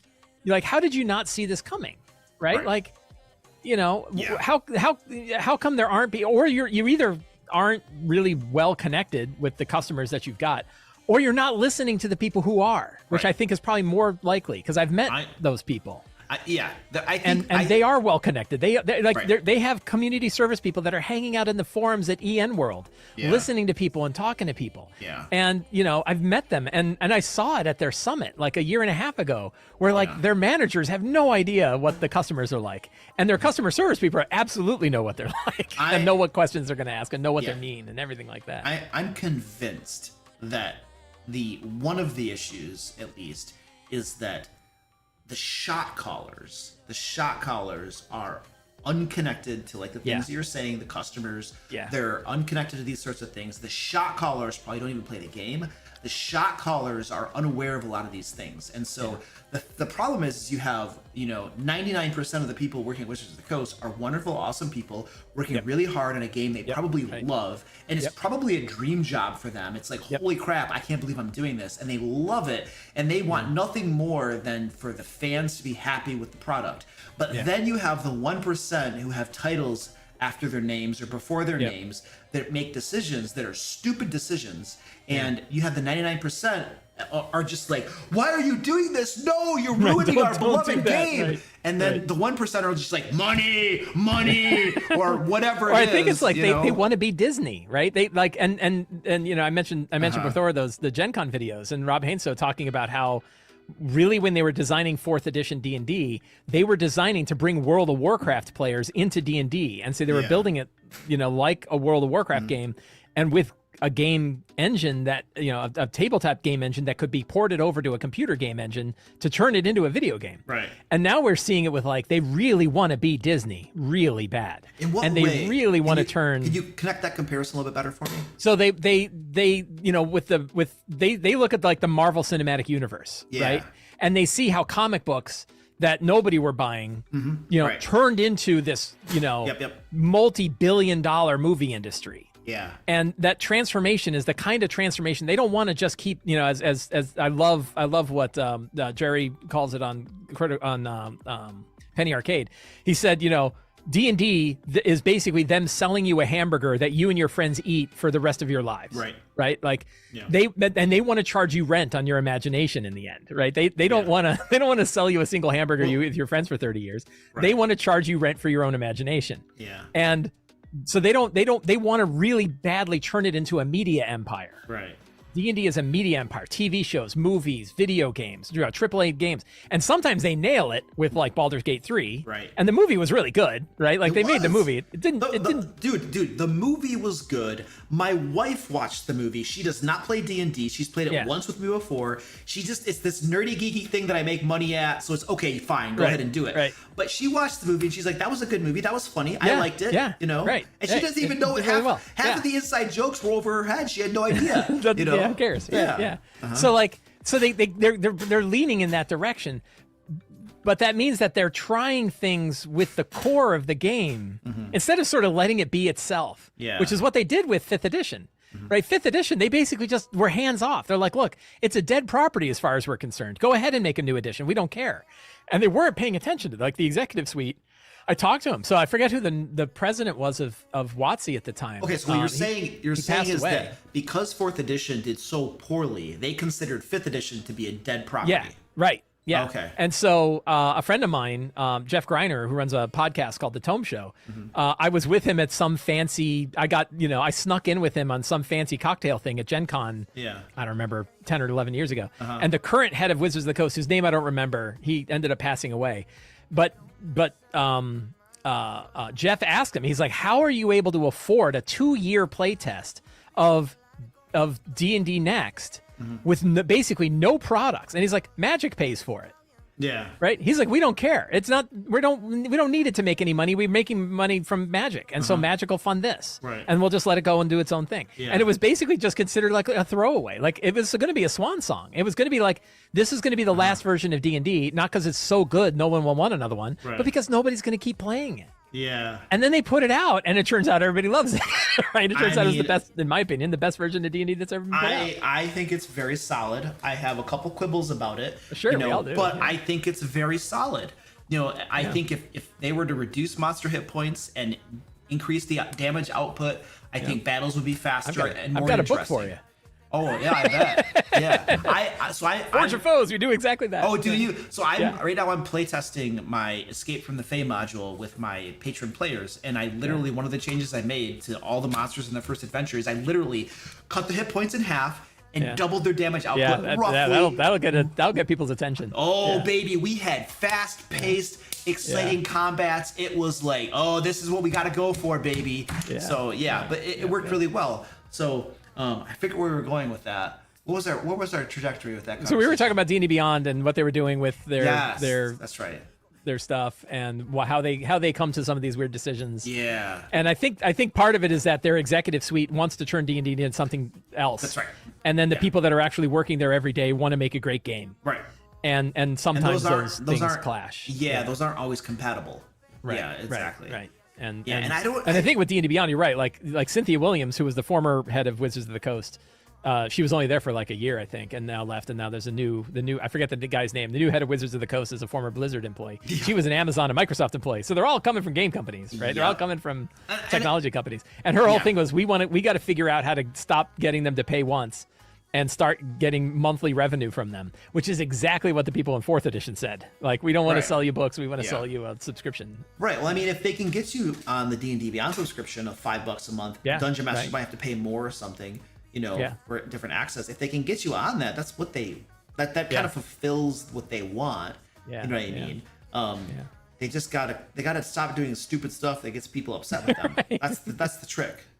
Yeah, and there's some other, like, I get on my horse of my big soapbox out in front and say, like, you never own anything on D&D Beyond, because like one other thing that Wizards of the Coast is absolutely has a reputation for is killing stuff that they previously had. So there is no 4th edition character builder anymore, and anything that you bought and anything that you picked up in the 4th edition character builder is gone. Right. They got rid of Dragon Magazine, Dragon Plus, and they got rid of every article. You cannot find them anymore. Most of the articles on their website are completely gone. Like all the Chris Perkins wrote a whole series of articles about how to run games. Ray Winninger wrote a whole series. The only way you can get them is archive.org. They're all gone. So they kill their old stuff. And to me, like I was laughing about the D&D Beyond thing because I'm like, I told you so. Like I was on my show saying, you don't own anything and they can change anything any way they want, whenever they want, and you can't ever take it back. Which is why I'm like, it would be really nice of them to release PDFs. Because if you can get the PDF, you download it and they can never change it, right? Yeah. They can update it, but they can't. You always have a copy. And that's part of the stupid, ridiculous part of Blurgate is that they were concerned, I think, with people taking screenshots. Right. But it's like the books are out in the wild. People are too late. They're going to get a nice PDF within a week. It doesn't matter if you got these stupid YouTube videos. There were 3,000 copies at Gen Con. You can't stop it. 3,000 copies already out. Yeah. Right. They should just I agree. We can talk about the PDF thing in a second. We got a super chat we got to get to before I get yelled at. Jordan Jensen, thank you, sir, for the super chat, says, I have bought both your guys' books, ×3 from Mike and ×2 from Luke, but I'm still spending way over an hour prepping. DM for 9 months, any tips? Okay, so basically they want to know how to prep quicker. Yeah. So give them your top tip, and then I have a top tip. So on the assumption that one of those 3 books is Return of the Lazy Dungeon Master, I can kind of lean towards that. And a big question, so when I find myself over prepping, I usually need to ask myself, why am I over prepping? What do I feel nervous about? What do I feel that I don't have that I need? And sometimes the answer is, I'm just nervous. Like, it's not that I need something else. It's that I know my friends are coming over to the table. I know that I'm going to be running this game. I want to run as good a game as I can. And we all, I've been running games for 30 years, right? I still feel nervous when my friends are coming over to play a game. And I have to remind myself of really stripping down my understanding of what this is going to be down to the minimum, which is like, my friends are coming over. They love me. I love them. They just want to come over and hang out and have a good time and have a few laughs.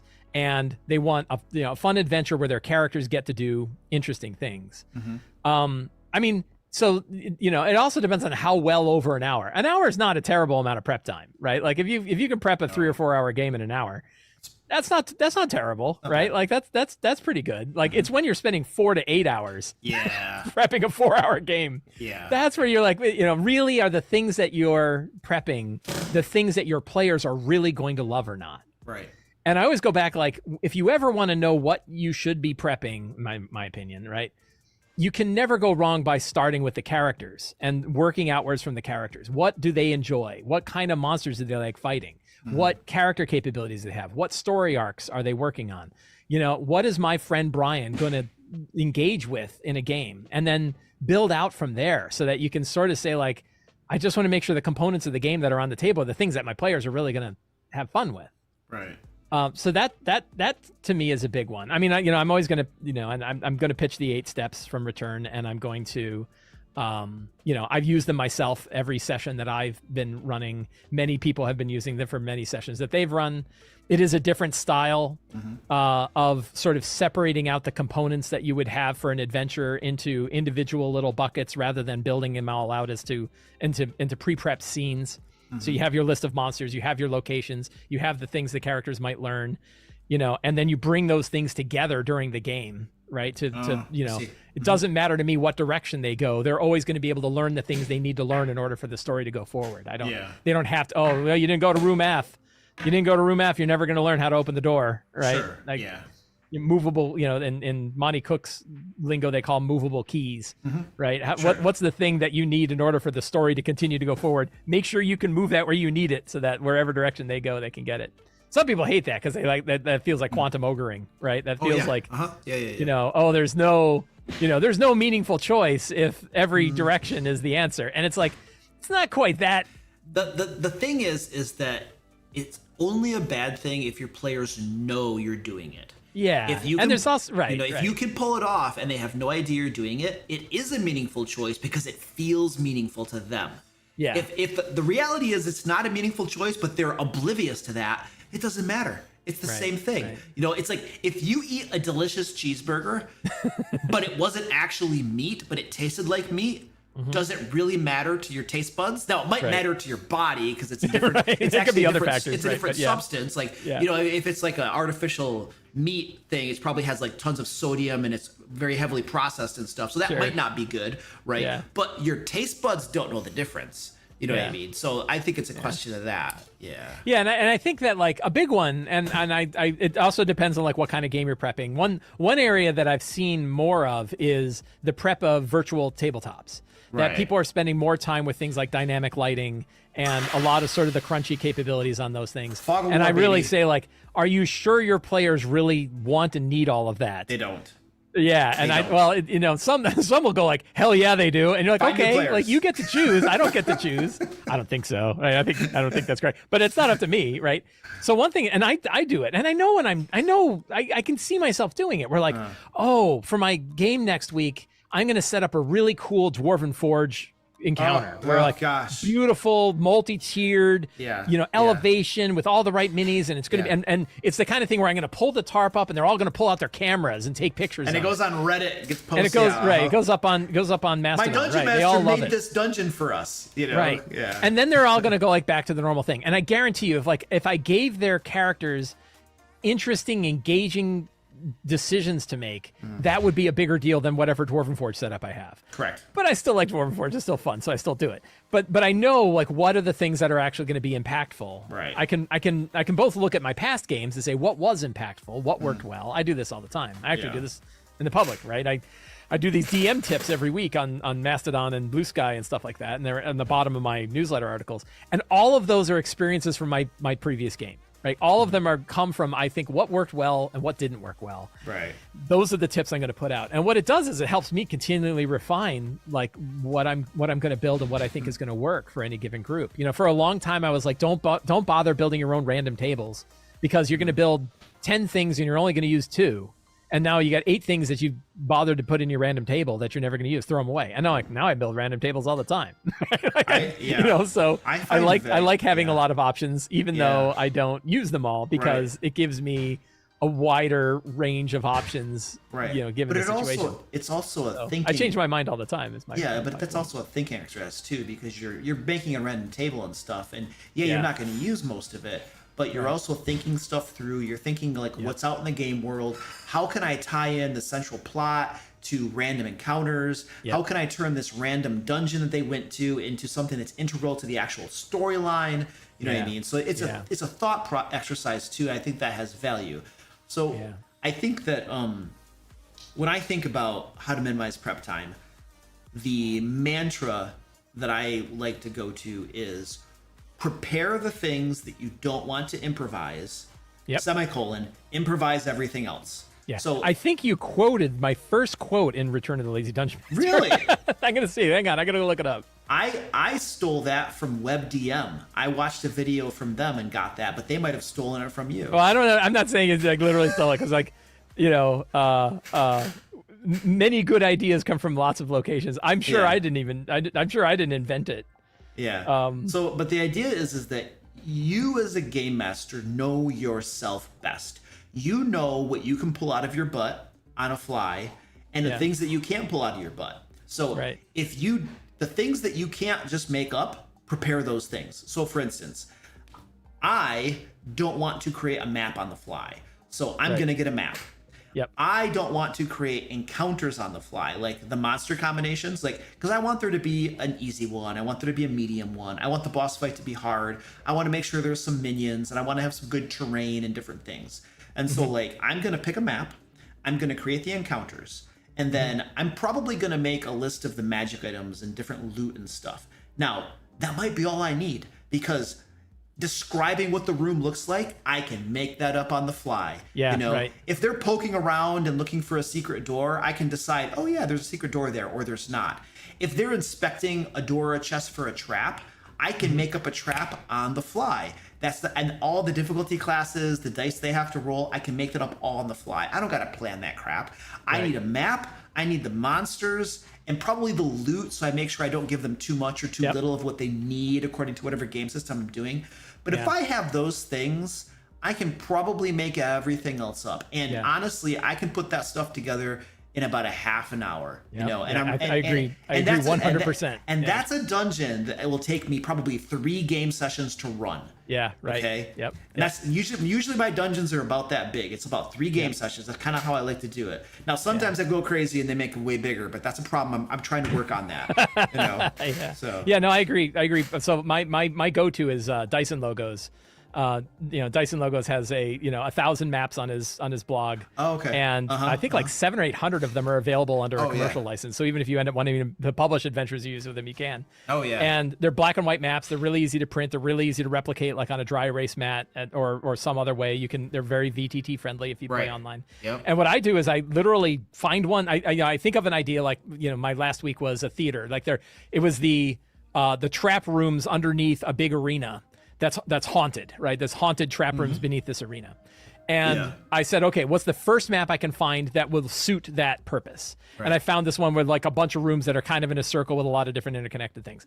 And I hit print and I take out a pen and I write 1 or 2 words per room of what those rooms would be. Yes, exactly. Green room, which is actually a room full of green slime, which is hysterical. And rehearsal room, dressing room, whatever, right? The prop room. And I would go in and just write those names on there. And those prompts are enough for me to then build something off of if they go to one of those rooms. Exactly. And if they don't go to those rooms, I wasted about 25 seconds. Maybe not even that, depending on how hard it was for me to come up with a room. I waste 15 seconds. And yeah, you're right. Like that map, usually they're like 20-ish rooms. And it'll probably take me a couple of sessions to run through that whole place, right? Depending on how long they spend, right? How much time they spend there. Yeah. So yeah, and then the other thing I do is say, okay, now what kind of inhabitants would be in this place? And I do a separate list, right? It's not, I don't put the inhabitants in rooms. I just say, here, there's a banshee singer, right? There's a bunch of skeletal pages. There's a bunch of, there's spectral, spectral thespians, I write this list. You create the cool stuff to be found, but you don't key it to locations. I don't tie it in. Yeah. And then in the game, I can say, I make it like a D8 list or whatever. So if I don't have any idea, I'll roll a D8 and I'm like, ooh, spectral thespians. And then I can say, like, you're walking down the hall and you see these 2 laughing specters. At first you don't know they're specters, and then they turn and you see that they're specters, right? I do the same thing. I usually have a treasure hoard. I have a little random treasure generator that I built that can generate treasure hoards at any given tier. Yeah. And I'll grab a treasure hoard and I'll take 2 of them just so I have some variance in the kinds of things I'm going to drop in. And I just pop them right in my notes. And then I can either split them up into smaller pieces of treasure and put them in different places, or they find a big hoard somewhere and they get a bunch of treasure. So, and then the big one for me, the thing that I think makes Return of the Lazy Dungeon Master sort of different than most books, is this concept I call secrets and clues. Which is an idea that I stole from the From Software games like Dark Souls and Bloodborne, where instead of having like a bunch of story text, I instead break the story text into 10 bite-sized, tweet-sized pieces of information that are not tied to any particular location in a dungeon or anything else. They're abstract from how they will be discovered. But they tell you history about the place. They might tell you plots of the villains. They might tell you, new places you can go, other little quest hooks. Right. But they're all just like a sentence long. Yep. And then I have 10 of those. I prep 10 of those. And then throughout the game, I will improvise how they're discovered. Maybe they hear it from the mouth of a specter. Maybe an adventurer who got stuck down there learned about it and tells them. Maybe they pull down part of the fresco and see that there's another engraving on the wall, and that teaches them something. Yeah. Maybe they just know it. Like sometimes they be like, because you're a priest of such and such, you know that this thing is true. And then the player learns something their character had already known.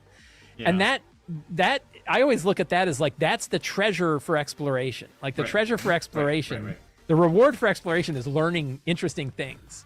Yeah, and those 10 secrets and clues are the interesting things. Yeah. And I think that the secrets and clues, like that's something that I do, except that I key everything to locations. So I'm very much, I got my map and I know where everything is. So I do that. I don't improvise where it is, but respect for those who want to do it that way. Everybody has a different style. Right. But the secrets and clues thing, like, so there might be a book here or a parchment here or something. Yep. I will plan out like where this stuff is and how they can find it. And one of the reasons I think is as I'm thinking through your approach versus my approach, and I'm wondering, why do I do it that way? And I don't know if I've ever thought about that. I've just always done it that way. But there's part of me that likes the idea that the players might miss stuff, you know? Sure. And if I tie everything to a location and they don't look for it or they don't go there, well, then they're missing that treasure or they're missing that clue, you know? So I think I like that. And obviously you could do that with your style as well. Another thing that I like too about the secrets and clues thing is that when I'm putting all that type of stuff in a dungeon, that's how you get like the lore across to your players without the lore dumps. That's exactly right. Instead of reading off paragraphs of lore or all this kind of stuff, it's like all this stuff is sprinkled all over the place, and then they're finding it. It tells them more about the dungeon. It tells them more about their main quest. They're looking for this cauldron of chaos. They learn more about it. They learn more about Darren the Corruptor. You know what I mean? They're finding these things, and that, like you said, that is the reward for exploration.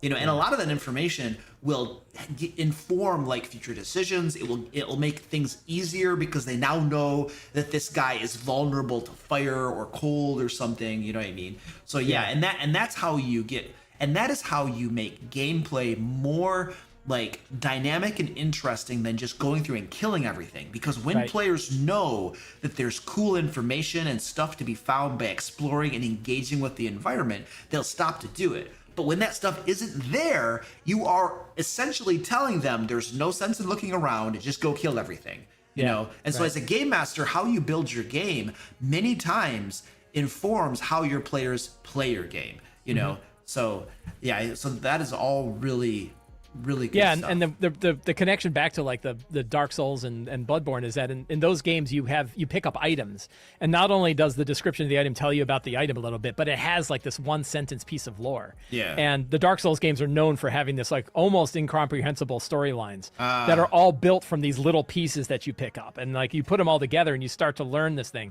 But everybody loves these incredibly intricate stories where 70% of it is hard to find. And I think there's a lot of like that leaving blanks idea of like sometimes it's best not to explain every part of a story because their head fills in the rest. And then they get really interesting things. So when I build a list of 10 secrets, what I've learned over years of it is I only ever give out about 5. So I don't know which 5. But usually they don't get all of them. And then some of those I'll kick forward into the next week. But then sometimes it just dies. Like sometimes a secret is not relevant anymore and it sort of disappears. But, that's an interesting thing too. Like the idea of if you don't tie it to a place, you'll know which ones they didn't get. And then you have the choice to easily kick them around, reuse them. I'm reading through Brandon Sanderson's Mistborn series right now. And he does something very similar. At the beginning of every chapter, there's this little outtake from a journal of the Lord Ruler or something. And over the course of the entire series, he's telling you all this background lore, and it's scattered all over the place. And like so it's a similar thing to the Dark Souls. Now I just go to the Copper Mind wiki or something and read about it because I'm just like, I need to know who this guy is. Just tell me the information. I think can't wait. Frank Herbert did that in Dune as well, right? If you read the Dune books, every beginning of the chapter of a Dune book has like a little bit of the Bene Gesserit history on this particular thing. I gotta tell you, dude, they get a little dry. So I tried to watch the original Dune movie, couldn't do it. Which one? The 1984 one? Yeah, but the remakes, oh my gosh, I love these things. Now I love the Dune world. And then I'm on the Dune Wikipedia reading about using the voice and the Bene Gesserits and stuff, and I'm just like, this world is so compelling. Like, and now it's like, now I want to read the Dune books because it's like, this is actually cool. It's just that 1994, 84 movie or something, whatever. But you don't have Sting. Sting isn't in that in the new ones. What, Sting the rock star? Sting the rock star. He plays Fade Routha in the original Dune. Really good looking. Oh man, he's gorgeous. Now here's the thing. Now that I know that I like Dune, I'll probably at some point have to make myself watch the 84 one. I don't know if it can be. I think the only reason I love it is because I was like 13 when I saw it. Oh yeah. And now it's ingrained in me. And that was the only Dune movie I had for a long time. So I still, but it wasn't even it was one of the few, my wife actually has this. It was one of the few movies where when you walked in, they gave you a cheat sheet because nobody understood what the hell was going on. Wow, really? And so they gave you this list of all this stuff. It was pre-internet, so you couldn't go look up who the hell are the Bene Gesserit and who's the Sardaukar and why did the Emperor send the Atreides to Dune to get killed by the Harkonnens? Like, why is all this going on?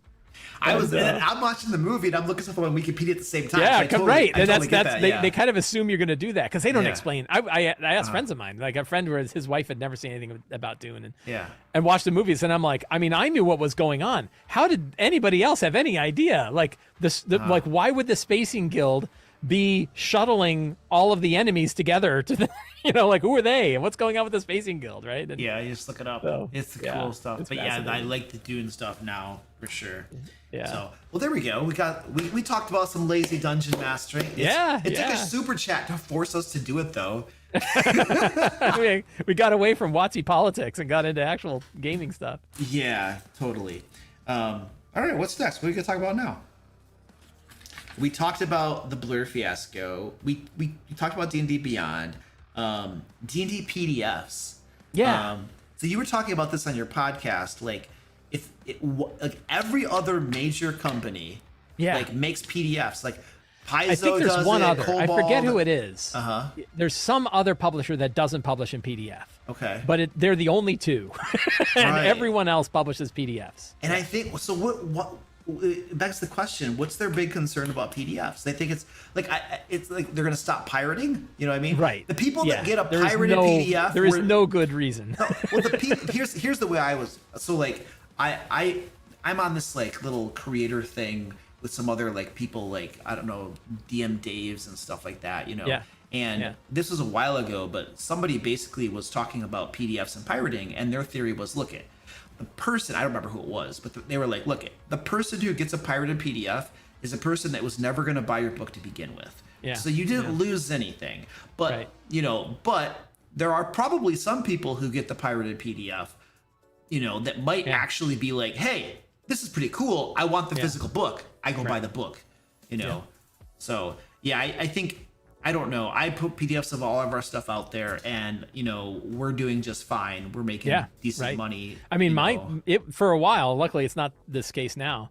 If you Googled Return of the Lazy Dungeon Master, the first link was a pirated PDF. Yeah. Before my own site. And I hated that. Like I would at least like my own site to be ahead of that. Because I give away a lot of it, right? Did you issue a takedown for that though? I mean, you can try. They eventually took down the whole site, right? There was a whole site that was doing it. Everybody's PDFs were on it. They killed it. I know which site that was. That took a while to get taken down. It did. It took years and years on it. Yeah. Were they were they in a country or something that kind of protected them? Yeah, whoever was hosting their stuff, it was very hard to get any kind of takedown notice. Yeah. So that sucked. But I also it didn't stop me from making PDFs. Like my thought there was, okay, I will try to make it as easy as possible to give you the PDF legitimately, right? Right. I want you to have a better version of the product. I also don't want to get in the way of my customers. So I'm not going to put watermarks on them. I'm not going to make it harder for you to get it. I'm not going to do any kind of other sort of verification. I want to make it as easy as possible for people to get them, right? So and also another part of it is I'm not in it for the money, right? I had a day job. I don't, the dollars ain't what are important to me. Getting material to people that can help them run games is what's important to me. And so, I'm not going to get in the way of that because I worry about piracy.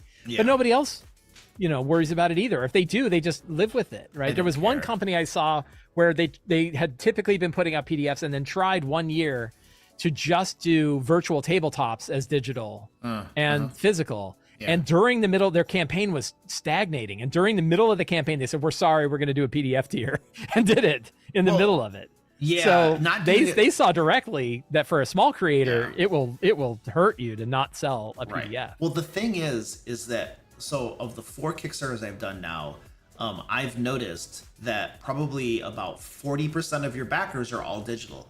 30 to 40% all That's about digital. what I got. Yeah, that's about half. all they get. Yeah. Almost half. It's 40% all digital. So if you don't put out a PDF, you're losing 40% of your revenue. Right. That is big. That's a lot. Yeah. And now, would some of those people get a book if they couldn't get the PDF? Maybe. But, maybe. Probably not nearly as many. But not nearly as many. Because there's also the other thing of international shipping is pretty expensive. So and I can't control the shipping costs. It's expensive. I have to pass that along to people. Nothing I can do about it. I'm not Amazon. So if you're in for instance, I don't know, France, you got to pay a ton for this shipping. It's kind of stupid, Whereas someone in the US, it's much cheaper. So like someone in France might be like, yeah, that's too much for shipping. I'll get the PDF. Thank you very much. Right. You know. Yeah. So PDFs give more options. It's I mean, wins. it's funny because I don't even really like PDFs as a format very much, because we basically took a print format and tried to put it on a screen. But almost everybody's, it's very rare to have a screen that actually works well with it. Yeah. Right. PDFs are vertical, yet most monitors are horizontal. Phones are too small. Right. We got all these different problems. But it's the best format we've got to actually download and own a product. Yeah. Now, in fairness, most of Wizards products are in PDF. It's only the 5th edition stuff that isn't. Right, because you can get it all on like the DM's Right, Guild I just bought all 3 core books to 3 different editions of D&D like last weekend. Right.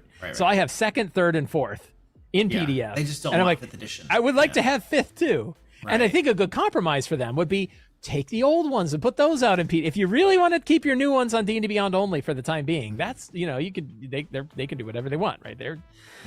It's their product. They can they could not sell it at all if they didn't want to. But how about taking the older ones that are now out of print, out of date, and making those PDFs? Now, they might say, well, why would we do that? We would just be cutting into our revenue from the new books by people going buying PDFs of the old. But I'm like, probably not. Probably people buy both. I would, right? I'm going to buy both. Yeah, like there's old stuff that you can't get now. Like that's right. Fiend folios and all this kind of stuff. Like that has lots of good information. Well, that's all available. Yeah, everything pre 5th edition. Okay. Is available on DM's Guild. And a lot of this stuff is like it's useful even in new editions because it's just like lore and information about monsters and Hades and the 9 Hells. It's like I can use this. It doesn't matter that it was made for like 2nd edition or whatever. It doesn't matter. I don't care. Right. So they're just gonna sell more crap. Yeah, I have friends. I'm not like a super Forgotten Realms expert, but I have friends who really have written a lot for the Realms, and they say that the 3rd edition version of the Forgotten Realms campaign setting is the best one that's ever been published. And you can not only get that in a PDF on the DM's Guild, you can get it print on demand on the DM's Guild. Which edition of Forgotten Realms? The 3rd edition, the 3rd edition version of the. Oh, the 3rd edition. Yeah, I have the 2nd edition. Is what I usually use. Yeah, I think I got one used, and I have it here somewhere. Okay. But it was the one before they did all the crazy 100-year jump of 4th edition. Oh. And so it collected the most material from the old versions of the Forgotten Realms without breaking it all when they did the 100-year jump. And so it's a very solid, it's a very solid campaign book. And it's one that's available in PDF. And you're right, like a lot of Planescape, we talk about all the Planescape stuff. There's tons of Planescape stuff. Yeah. That is available in PDF, and maybe that's kind of the answer is we'll just, we'll live with the old, right? Like the old stuff's still good. I don't necessarily need to have every 5th edition book that they put out in PDF. But the reality is when I get it on D&D Beyond, I don't feel like I own it, right? Like I feel like I'm, you're renting it. They almost took it away from people. They almost took it away, right? You know what I mean? I actually, my I refer to it as like the opinion of Dark Sly Flourish. My Dark Sly Flourish opinion was this is good. That them breaking the 2014 stuff is showing everybody what D&D Beyond actually is, right? It is revealing a truth that people needed to know, which is you don't own those spells, right? And I think it's fine that I would much prefer people have what they want, but I feel like the more people feel like they have to rely on D&D Beyond, the more you're at the whims of whatever Hasbro wants to do with it. Yeah. Well, changing the monetization of it, killing it completely, selling it to someone else, all that stuff. They can change their mind. They can go back on that. They can sell it to a different company. The new owners could be like, we're done. They might get a new CEO. They can change that at any moment. So having a PDF for the physical book is like the future proofing of it. So you make sure you actually own it, and I said it's kind of funny because I don't think it's true, but I'm like, the act of rebellion is buying the physical copy. And I was like, well, that's not really true. Like, you're giving a fair bit of money. It's not really rebellion to give money to Hasbro to buy the book. But on the other hand, that's the 30-year hamburger, right? Yeah. Like, I bought a copy. I have a copy. I can share it around with my friends, and I can play a game with it for the next 30 years, right? If it's my favorite version, we can play a game with it for the next 30 years. Yeah, they're far too concerned about monetizing the brand, and that is getting in the way of creating a good product in a lot of instances. I think so. Yeah, I think so. Got a couple super chats here. So one is from Overboard. They say, speaking of spells, do you see the 2 spell books from Cobalt Press hitting D&D Beyond? Ooh. If not, do you see other books getting added? The second part to that is easy. Yes, absolutely. Mm-hmm. The first part, I don't know. So the 2 books are Deep Magic 1 and 2. Right. And they are, I mean, it's a ton of spells. It's more than 1,000 spells between those 2 books. So it would be really interesting to see them.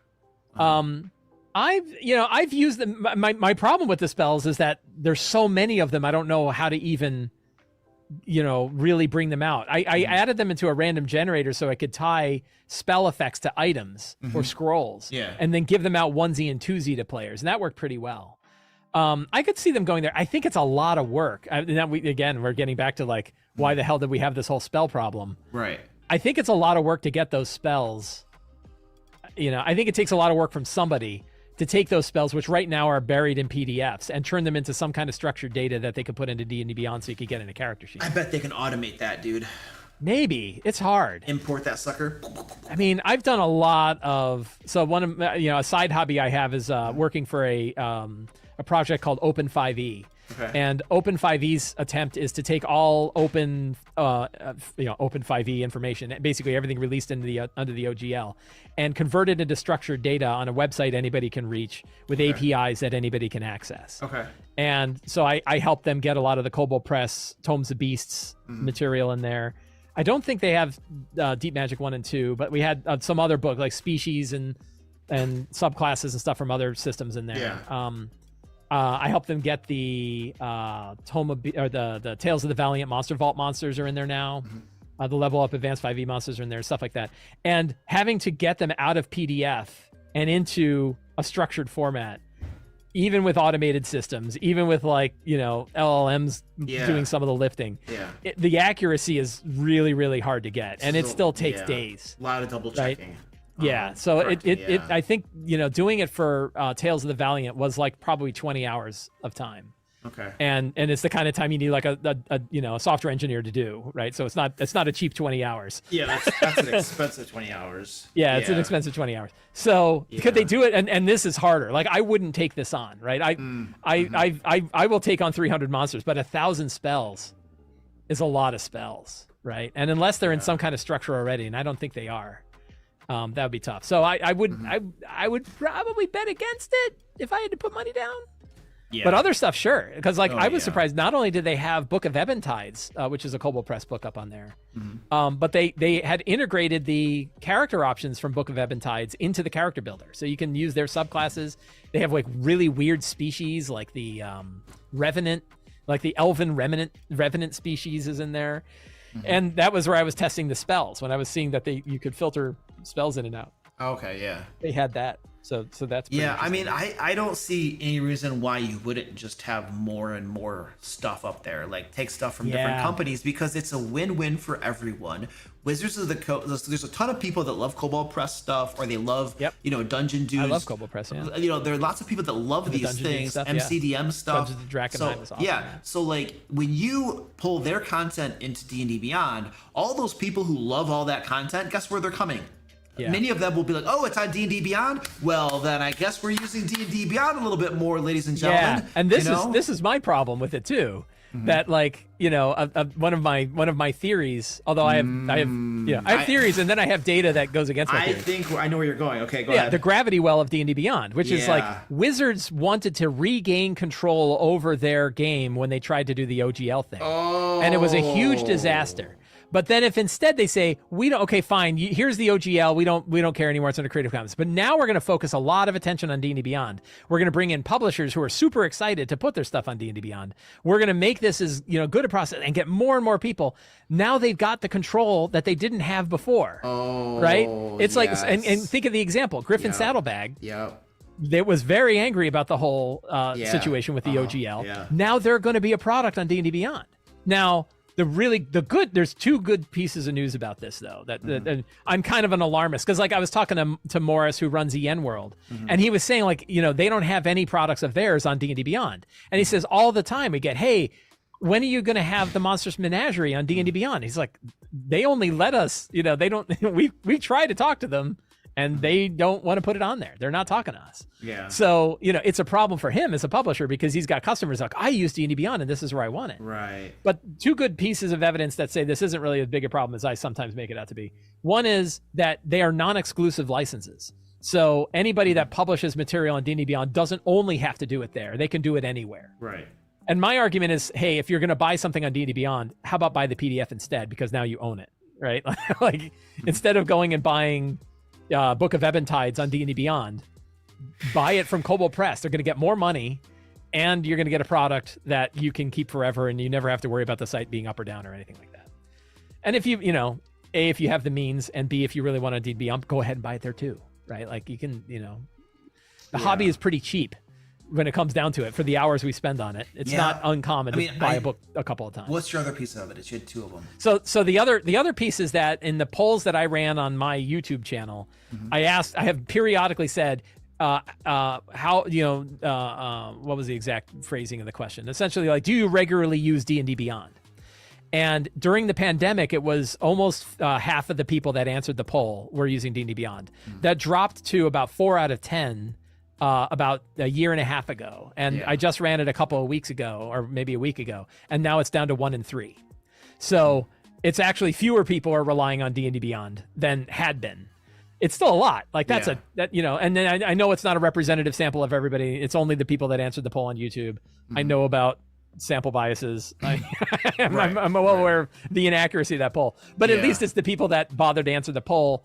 Only about 1 in 3 of them are affected by D&D Beyond overall, which means 2 out of 3 are using other things. They're using Roll20 or they're using home game stuff. But even if you have sample biases, it's still a trend from the same sample bias area. And not an unexpected one, right? We know that lots of people were playing online only during COVID. I did. Like I had played no online games. And then I went to all online games for about 2 years. And now I'm a hybrid. Right now I've 2 of my 3 games are in person and one of them is remote. Yeah. And I expect that's not uncommon. I expect that we've seen. So what it means to me is like it's not 80%, right? Like the amount of people that are playing games, playing RPGs in general, most of which are 5e, they're not mostly on D&D Beyond. They're on lots of places. So they haven't become that gravity well yet. The thing is that it comes back a little bit to what you'd mentioned, I think maybe before we started the stream, about D&D becoming too complicated. One of the things that D&D Beyond does that is incredibly valuable is allowing you to create characters quickly and easily relative to doing it by hand, right?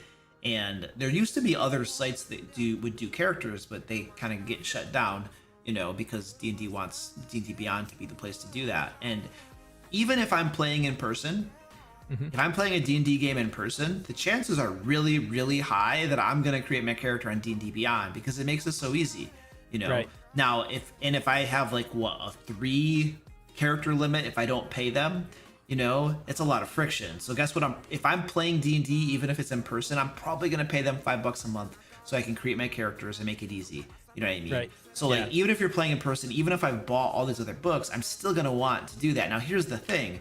If they can get all of these people just using D&D Beyond for character creation and it becomes this gravity well like you speak, even if at some point in the future, all these other publishers, let's say Dungeon Dudes are like, we're done. And Griffin's like, you guys suck. I knew it, And then Kobold Press is like, we're out of here. Everybody's just like leaving.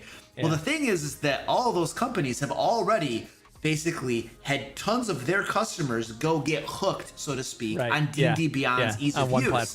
On one platform. And then when the other companies are like, we're done, take it down, no longer accessible, how many of those people are going to be like, respect, but I'm staying here. Yeah, that's the question. And what's really funny, I saw this over on Professor Dungeon Master's channel. I was like, this is true. And I'm looking at it right now. And the self-own of D&D Beyond, where it says character creation can take forever. And you're like, it's your game, jerks. Like, why are you telling me that your game is too complicated? Right? Like, because it sells their product. It's so weird. It sells their product. Yeah, that's why. But it was also like you brought up earlier about how quickly you can build a character with Shadow Darklings for Shadow Dark. And I think, it doesn't even have to be that complicated a system for people to say, hey, an online tool still makes it easier. But also I go back to like I used the Shadow Darklings tool to make my character, and I knew how easy it was, but I didn't care because I could click a button. Like, this is a little bit faster, right? You have a button. Yeah. But the other thing is like, as far as them, and I think Professor Dungeon Master brought this up in his video of, the game is getting more complicated, and thus it requires more online tools. But it's like, I don't know, 3.5 was freaking complicated.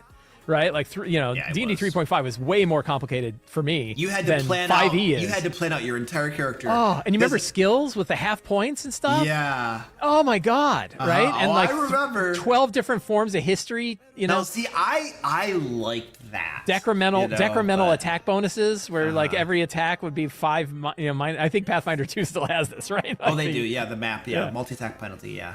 Yeah. So like that's complicated stuff.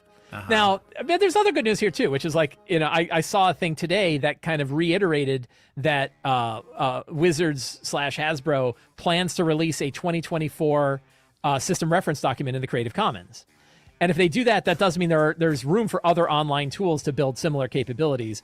So even if you're dependent upon using online tools to help you run your game, there will be others. Wizards is also releasing the full D&D 2024 books on 3 other virtual tabletops other than their own, including Foundry, Fantasy Grounds, and Roll20. Right. And 2 of those are downloadable. Foundry and Fantasy Grounds, you own the material when you get it. They can't take it away. Yeah. And if the companies die, you still have the software. Roll20 and D&D Beyond, that's not the case. Like if Roll20, something happens with Roll20, an easy one is, what if it's just down for a night? Right, like what if they have a maintenance problem, and that was when your game night was like that happens regularly, right? Like, dude, game nights get canceled. Yeah, game nights get canceled because D&D Beyond's not working. Yeah. Game is off, guys. Sorry, what are we gonna do? Like that. Yeah, I think Professor Dungeon Master brought that up on his show, like a game getting canceled because D&D Beyond was down, and then so that's a simple example of why a centralized service for managing your game is not great. But then there's the other ones too of just like, hey, whatever the whims of that company are, this last example being an example of one, is now something you have to worry about. And I do hope that this kind of showed people, even if you want to keep using D&D Beyond, you don't be dependent upon it, right? Like, know that you have other way. Print your character sheet. Like, save the PDF of your character sheet, so if D&D Beyond's down, you can still play. Right. Or be ready to build it again real quick, if you can, quickly enough that you can actually still run your game. I have a feeling there's a lot of people, because of D&D Beyond, that they probably could not create a character sheet by hand. Like, they just couldn't do it. Like, I don't know how to do it. It's not that the math is hard. It's just they don't understand the rules because D&D Beyond does it for you. Makes it so easy. Yeah. Yeah. I really wonder. I don't have any data to back this up, but I really wonder if some of the growth of 5e over these past 10 years, right? We've seen this, kind of doubling every 18 months. Of the growth of D&D since like 2016. I really wonder if some of that has to do with having a good online tool that made it easy for people. Could be, yeah. And that if you didn't have that online tool that made it quite as easy, that it'd still be growing, but not at that same pace. But that D&D Beyond did make it so easy for people to jump in, walk through the rules, make a character. And it's a really slick system. Like I wouldn't be worried about if it sucked. Right? If it was bad, we wouldn't be paying any attention to it at all. But the fact is, a lot of people love it.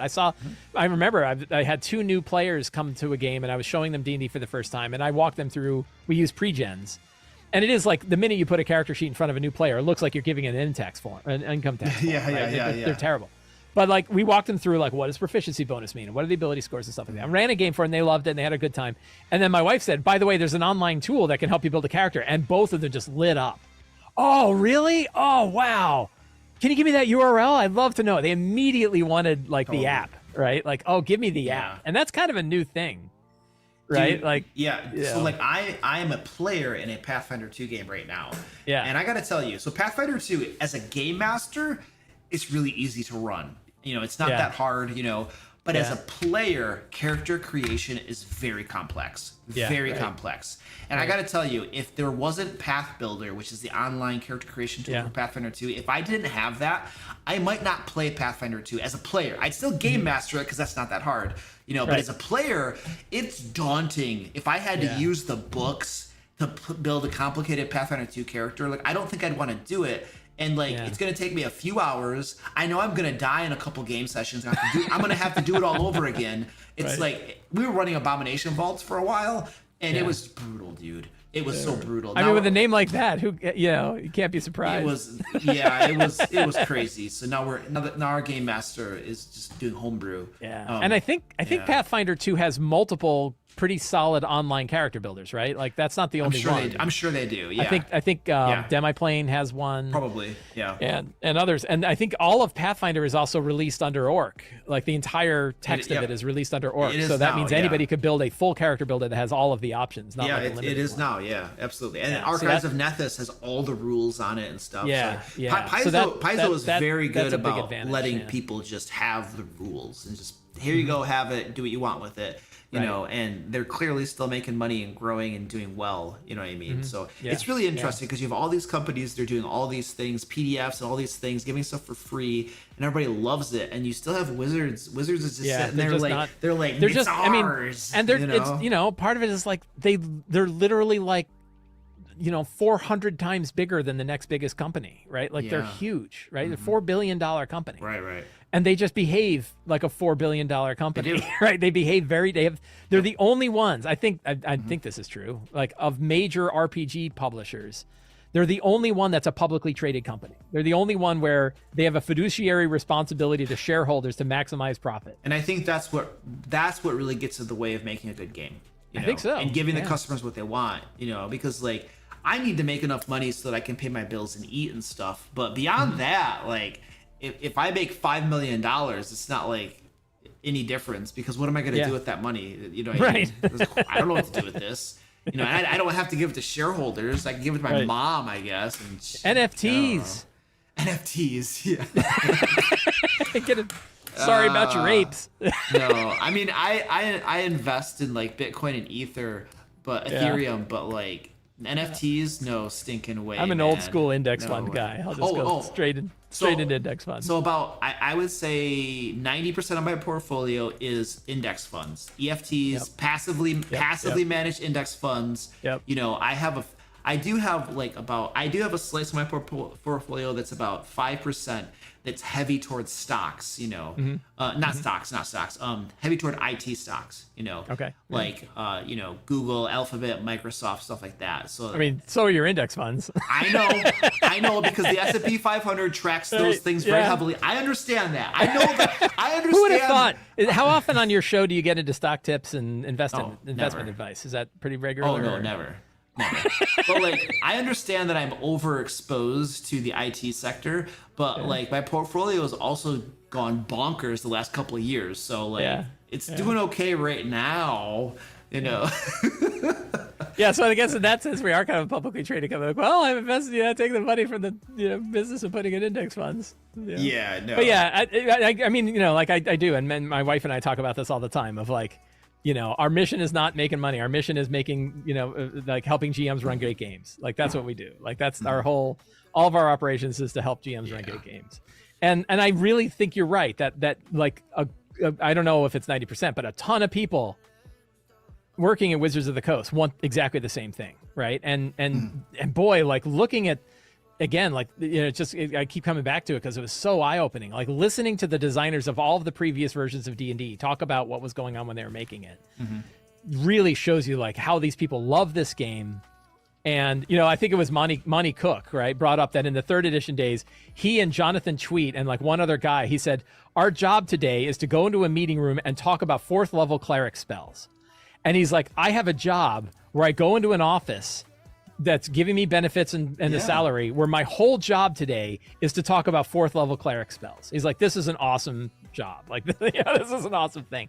So they love what they do. Yeah. And like, I mean, hearing Rob Hainsou talk about the fact that he had like WotC corporate folks telling him, hey, we want you to capture that World of Warcraft money. But now Rob Hainsou has come out with 13th Age, and 13th Age is awesome, right? 13th, he's got a 13th Age Revision 2 coming out. Him and Jonathan Tweet, 2 former designers at Wizards of the Coast, one on 3rd, one on 4th, 2 lead designers. Right? Yeah. Fantastic RPG, right? Really awesome. And no corporate connection, right? Like they're making the game they want to make, right? They're making the game that is as good as they can make it. Yeah. Any error in the game, any way that game doesn't perform is not because of some external factor. It's because there was an opinion that they had or a decision that they made, right? And I love that. Rob Schwab, who has been working on 3 different versions of D&D, has Shadow the Weird Wizard, right? And Shadow the Weird Wizard is his game. It's the game he wanted to make, and and they're both great. Like, these games are fantastic. I can't wait to play both of them. Like, I'm super excited for these to come out. Yeah, I think that, like, I totally agree. Like, this morning I woke up and I first went to the gym. I got back from the gym and I was writing an adventure that we're gonna publish. Yeah, I got done with that, and then I was getting some PDFs around to put up on the site. Other days, like, Zach and I are in meetings talking about a board game that we're developing. Other days, like, I play in like a bunch of different games and stuff, and my wife sometimes is like, you have another game? And I'm like, it's my job. Like, I make money doing this. Like, I take you on vacations, we do this trip and the other, we get new flooring, like, I make money doing this. Like, it's okay. And she's like, okay. But in my case, my wife and I are both in the business, so we both know this firsthand of like, it's like you get to play it and you're making money. Now there's work. There's definitely stuff I don't like doing. It's not all great. It's not all great. Like, I have to do game design reviews of, like, adventures that have been converted from 5th edition to Pathfinder 2, and nothing. I love both systems, but I don't like doing game design reviews. It's just tedious, monotonous. I have a checklist of things I have to double check that were done properly. It's just like, I don't like doing it, and it takes me a long time to do it, And so there are some parts of it that I just don't like doing, but other parts are awesome, And the other part you mentioned too that I was thinking about is these guys that have developed their own games, that they own it, it's theirs, Right. And that's part of the appeal of, like, the board game that Zach and I are making. Like, so far, all we've published are books for other people's game systems, And so the board game is going to be like, this is going to be ours. We own it. It's our idea. Everything is us. You know what I mean? And if it sucks, that's on us. If it's awesome, it's because we made an awesome game, and that's kind of cool, just to be able to do that. So it's a blessing to kind of do this, So, absolutely. I absolutely love it. Yeah. I making that switch over to, like, handling an actual inventory of stock and managing stores was a whole new world of things I didn't know about. That I'm not crazy about. But I think some of my fondest memories, like when I wrote Return of the Lazy Dungeon Master, I had made enough previously from my previous books to be able to take a full month off from my day job to just do that. And I was able to take a sabbatical for a month. And, like, I just worked on it every day, and every morning was writing a couple of chapters of the book, and every evening was reading every other book I could find on the topic.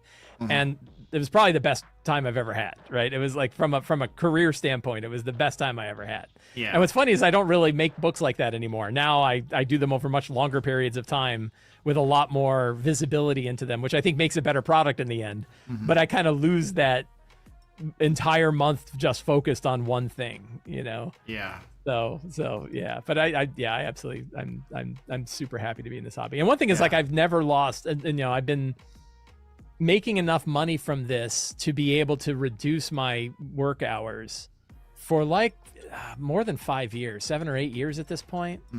And I still love the game just as much as I did. Like, I love sitting down with my friends to play it. I play 2 to 3 games a week. And there's always that fear of, like, when the game becomes the job, you start to think of it like the job. And it's like, there's parts of it that think like a job, but the game is the game, right? I still love the game, right? I still love reading it. I love prepping it. I love running it. I love playing in them. I love talking to people about it. It's all absolutely. I run one paid game right now, and there are some times it feels like a job, but I mostly have fun. You know what I mean? Even like, and shoot, this, but see, the same is true for my Pathfinder 2 game, which is not paid. Like, there, a lot of times I'm having tons of fun, but there are other times where it feels like work. You know what I mean? So it's whether I get paid or not, there are some parts of being a game master that feels like work, and there are other parts that don't. Sometimes you're not in the mood, and you got to put on a performance. Well, it's more so for, like, if they're paying, like, for a Pathfinder 2 game, if I'm just having a crappy day, like, I don't care. Just more battles. Right. Well, I just won't be as enthusiastic, But for my paid game, it's like, I have to have the smile. I have to put forth some energy and enthusiasm because I want this to be a good experience because they're paying for it. So it's different, and I approach it differently, But so far, it doesn't feel like it hasn't turned into something that I hate. You know what I mean? But I think part of that is doing the things that you enjoy doing, and when there's stuff that you don't like doing, finding ways to not do them or pay other people to do them, you know?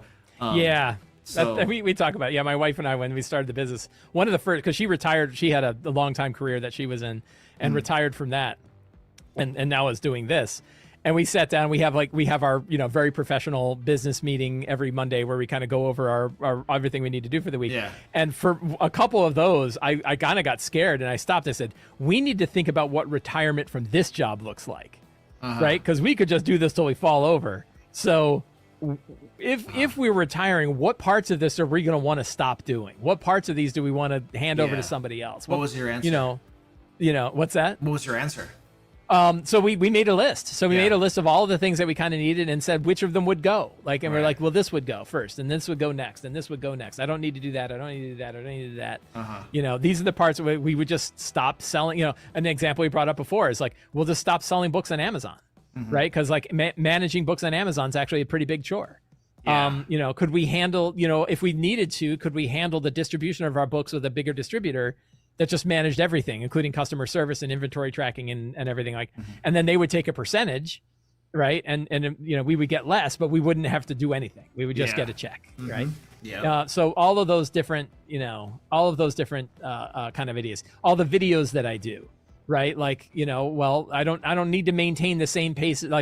We were talking about Patreon and everything like that. So YouTube is the vehicle that people find my Patreon on, right? That's really the path. Yeah. In fact, you and I were on that Goodman Gaines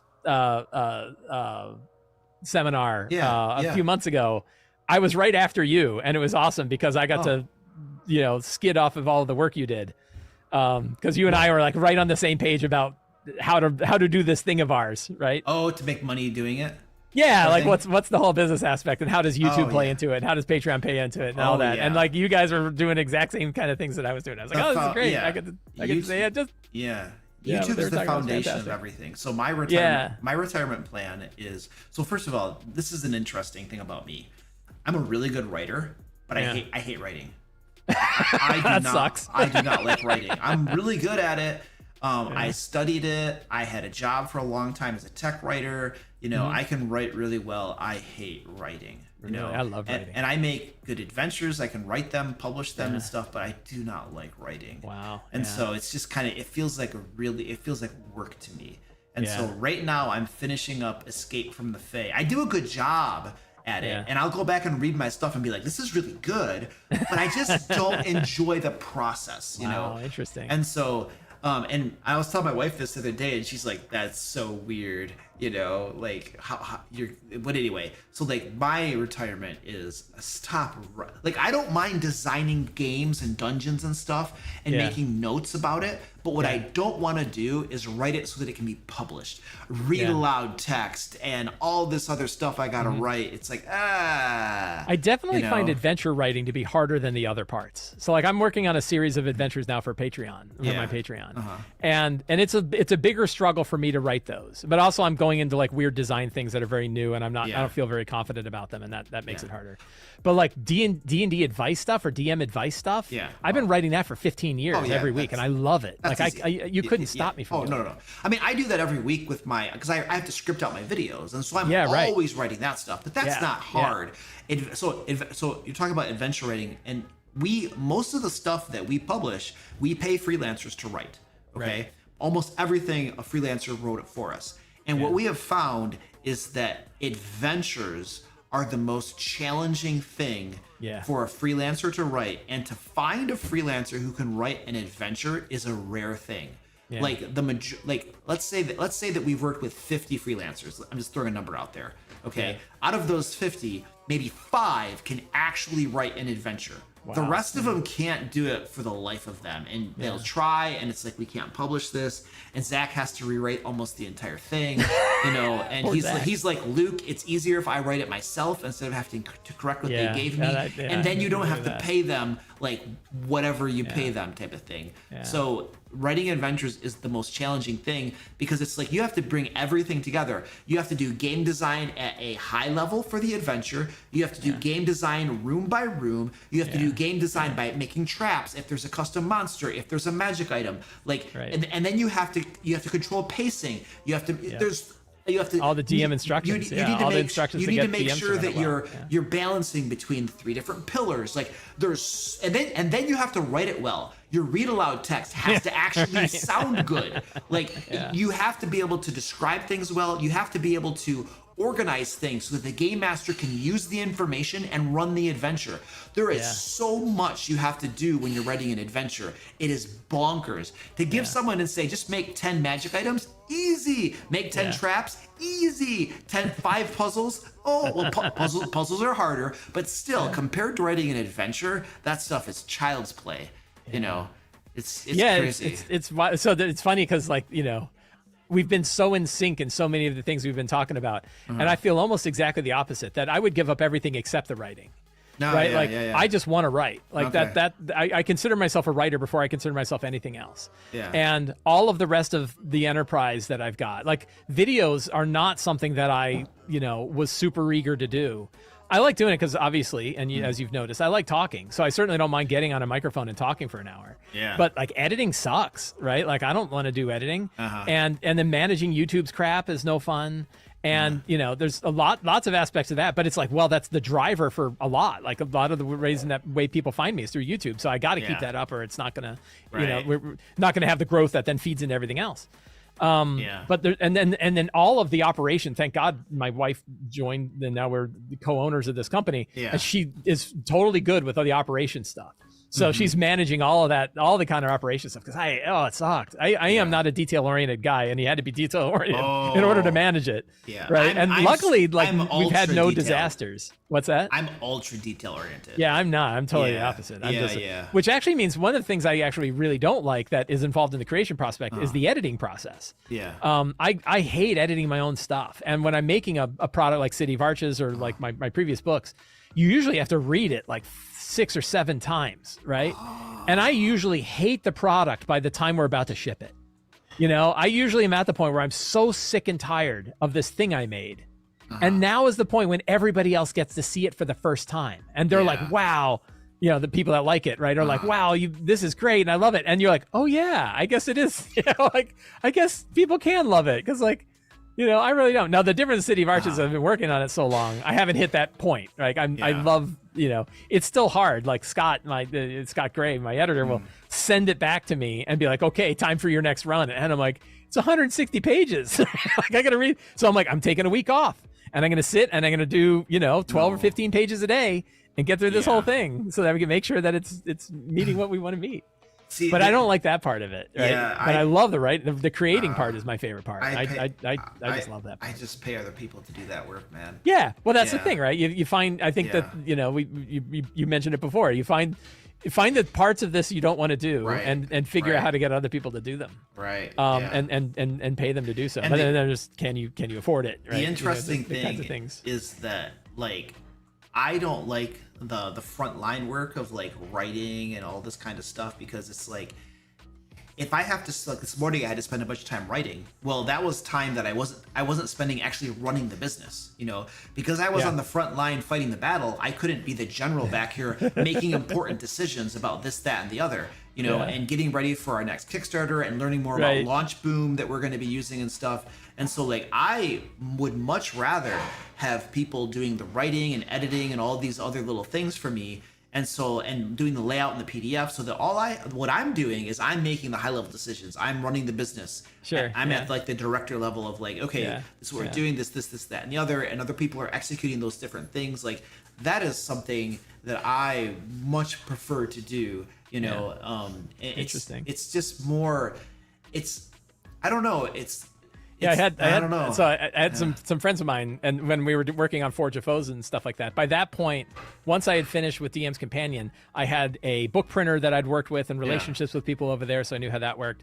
I had, a distribution hub. We had all of the software kind of rigged up, so the store and inventory management and customer service pathways and all this stuff. Mm-hmm. And they were like, why don't you start using this with other people? Like, why don't you start having, you now have this whole, you could be a publisher, right? Instead of just being, and I'm like, all of this is so I can put my words out there. I'm not giving it to anyone else, right? Like this, like I'm only doing that part so I can do this part. And if I give that part away, then all I am is a publisher.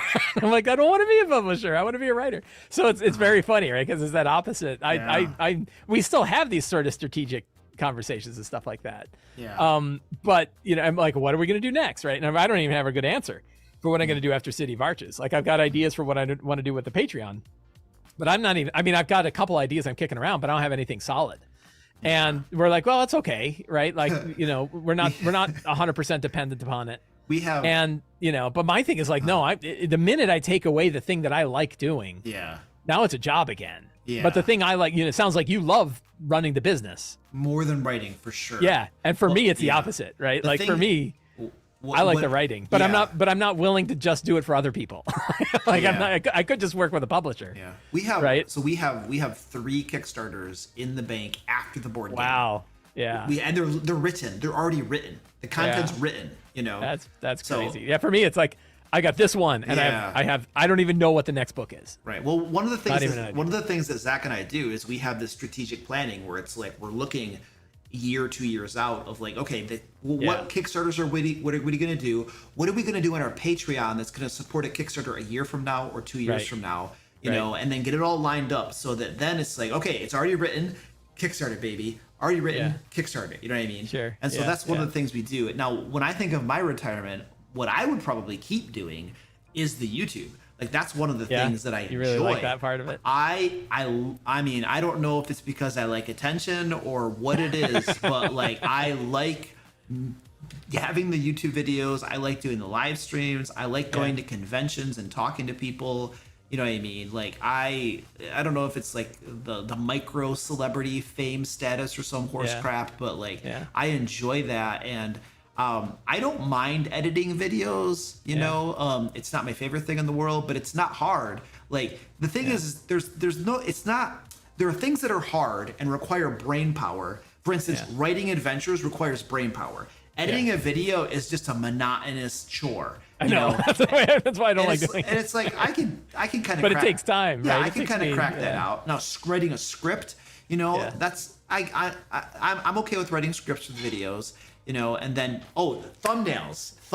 Okay, so we started talking about this before, like the whole idea of like the clickbait thumbnails and stuff like that. You know, and I was just remarking on the thumbnail that had you looking at the covers of my books with a look of horror on your face. Well, but the thing is, here's the thing. Here's what is the problem. Okay, if I make a thumbnail or a video that says 5 ways to create a D&D trap, I will get no views. Okay, if the video is instead 5 mistakes you're making with D&D traps, I'll get 3 times as many views because I'm emphasizing something negative, mistakes. Now, I'm still telling you the right way to do it, but I have to emphasize the negative thing. Now, here's the other thing. If I say something like the worst D&D trap ever, I'm getting tons of views, you know. If I go even further and say the D&D trap scandal they never told you about, you know what I mean? And I just start, the more over the top, like stuff like that, you're going to get more and more views, you know what I mean? And the thing is that there's a certain point to which if you don't do that to a certain extent, you know what I mean? You're creating content that nobody will see. So most of my videos are like DM advice, how to do this. They're teaching you how to be a better game master, essentially. You know what I mean? Almost all my videos are like that. I don't do news videos most of the time, you know? And so if I don't package my videos in a certain way, nobody will see them. And if nobody sees them, I'm not helping people. You know what I mean? Right. And so I have to toe a line of how scandalous and attention getting can I make this title and thumbnail so that people will see it, so that I can actually teach them these things. But I don't want to go too far, because there are some channels where everything's a scandal and it just got worse. And it's like, I don't want to go there, because that's just like, that's too far. But it's this game you have to play. And frankly, people complain about it sometimes in the comments and crap. But it's like, you're blaming me, but I'm the one who's reacting to your viewing behavior. Yeah, so right. Am I really the problem, or is it the person who won't watch my teaching video unless I package it in a certain way? Yeah. You know what I mean? So that's where it's kind of like, you're complaining about the clickbait, but you guys click it and watch it. So am I the problem, or are you? You know what I mean? So yeah, Baron DeRop gave me a good crash course in making better thumbnails. I switched my thumbnails over to a new style after talking to him, and it definitely helped. And I've yet, I've certainly haven't mastered the art of the title. I can say, and this is the funny part is, WotC stepping on rakes for the last 2 weeks during my Kickstarter certainly helped me. Right, that like my views were way up. Talking about Blurgate and talking about the D&D Beyond thing. My views were way up, and I'm like, I still would have rather it didn't happen. Right? Like I would have been willing to sacrifice the extra views to not have to go through it, because it was pretty stressful. The Blurgate thing was, the D&D Beyond thing wasn't. Yeah. The D&D Beyond, like it was only as stressful as me getting to tell people I told you so. No, I mean there's and the thing is, and this is what's hard, is that there is a direct correlation between revenue and views, not just from the ad perspective. Like I will literally, drawing people to everything else. I will literally notice that when I have like a phase where my views are higher, because I've done a better job, or YouTube's algorithm has favored me, however you want to slice it. Whenever I see my views are up, my store sales are higher. My Patreon numbers might look better. Like everything goes up, because our marketing arm for you and me is our YouTube. Like that's how we get attention, And so when that's doing it's about for me, it's about 40%. It's the highest number one. So it's the highest single source that accounts. It's about 40% of the people that come from Patreon anyway. I survey patrons. Okay. And about 40% of my patrons found me through YouTube. Yeah. And it's the highest one by like 2 or 3 times. Yeah. And so it's like, if you're, especially I'm full time, you're not quite, you get a good revenue from, but it's not full time for you. But if you're full time and you know that your business and your livelihood depends upon getting views, it's like, well, gosh, I have to play this game. Now I got to play it. I don't want to like compromise on my integrity so much that I can't sleep at night, but I have to toe that line as much as I feel comfortable doing. Because it's like, if you don't, if I just make like all my titles and videos so that everybody will be like, well, that's a very correct and proper title. It is not clickbaity at all. And then there'll be like 5 people watching it. Yeah, there's part of me that just hates being dependent upon YouTube and their algorithms. Yeah. And that's why I'm really happy to have a newsletter. I'm really happy to have a podcast, and those people drawn to, and a web. I've had my blog forever. Yeah. And so I have these avenues where it's like, that's one where I control every aspect of it. Obviously, like I'm kind of a control freak in the same way that like I don't want to work with another publisher. I want to publish my own stuff, even though I'd rather be a writer. I have my own store. I have my own website. I have my own podcast. I have my own, and I'm happy to do the YouTube stuff. And like you, I like doing it. I like doing my talk show on Sunday mornings. I believe in the topics that I talk about. And but I'm always ready for the shoe to drop on YouTube. I'm waiting for the day that they're like, yeah, you can't link to external sources anymore. Right? Like, no more links to your Patreon, right? Like they could just do that, right? They could. Because guess what? TikTok doesn't do it. Right? Yeah. Instagram doesn't do it. Yep. Like they don't let you link to other things. It's hard. I mean, you can put a link in there, but they don't hyperlink it, so people can't. Right. So nobody's really click it. Yeah. Who the hell's ever going to click on it? Right. So we tried some doing shorts and stuff like that on TikTok and Instagram, and they would get a lot of attention. They were getting what they call heating, right? Where they'll jack up a lot of views to see if they're going to get more views. And they did that for us, and it resulted in I did it for 3 months, I think. For 3 months, I started doing like 3, short TikTok videos and short Instagram videos a week.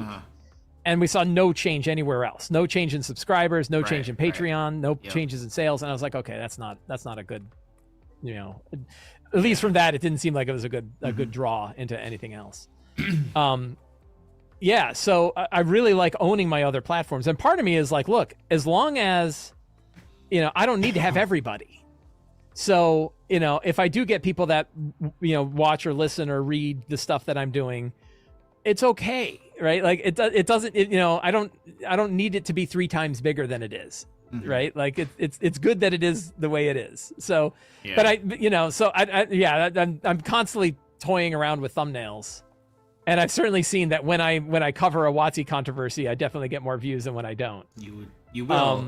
But I also don't want to become that to be I get a lot of people that are like, look, I used to come here because I like the DM tips, and now I'm hearing about is how they don't have PDFs. And how D&D Beyond is going to destroy D&D. But see I'd really like to hear about something else. But the thing is that they think that you only talk about that.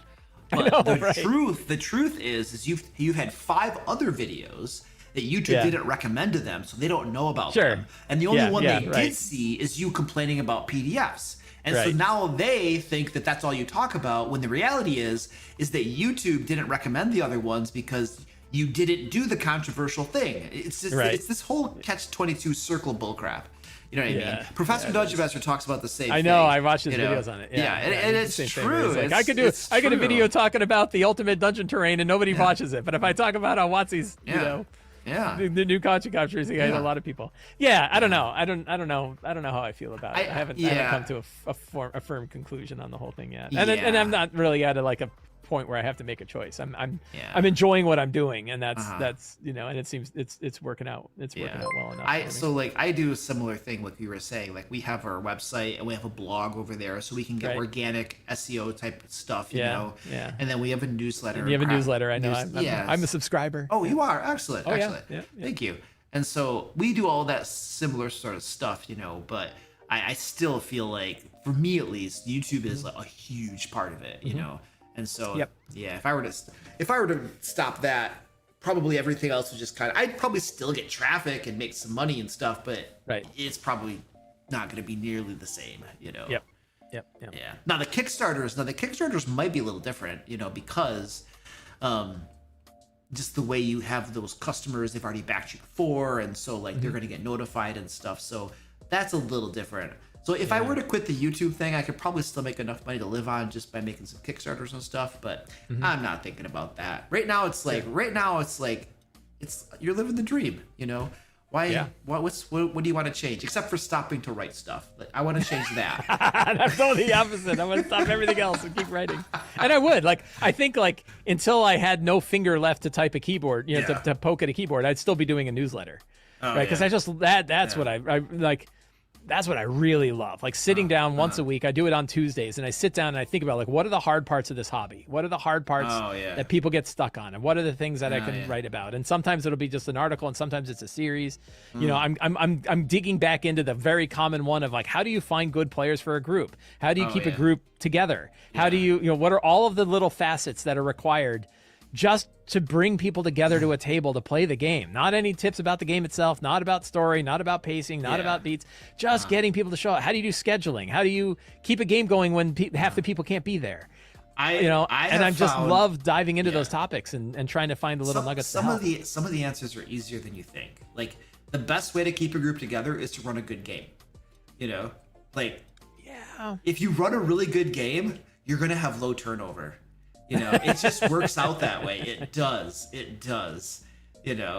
But there are probably other things. But anyway, we're really over my normal stop time, so we should probably stop this. This is what we're gonna do. I have a giveaway going on, and I forgot to mention it all. But there's a link in the chat somewhere. I'll give people a couple minutes to join it, and then I'm gonna draw the winner. And while they're joining the giveaway, Mike, if you can just plug your Kickstarter again and tell people what they can get.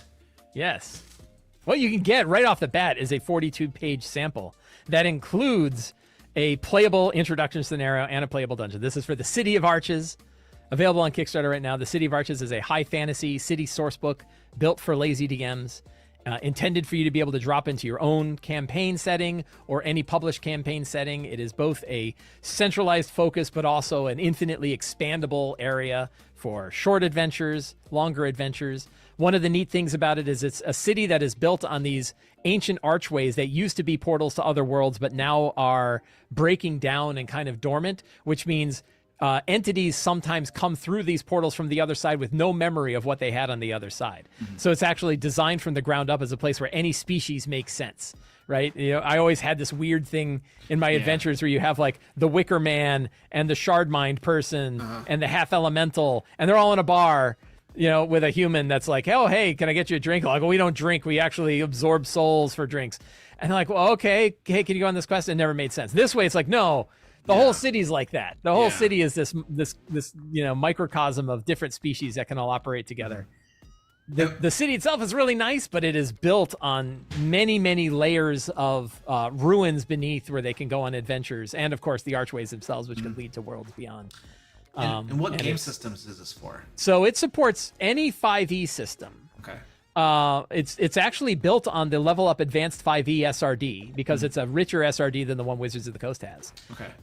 But fully compatible with D&D 2024, D&D 2014, Level Up Advanced 5e, Tales of the Valiant, but also easily modifiable into pretty much any fantasy D20 game.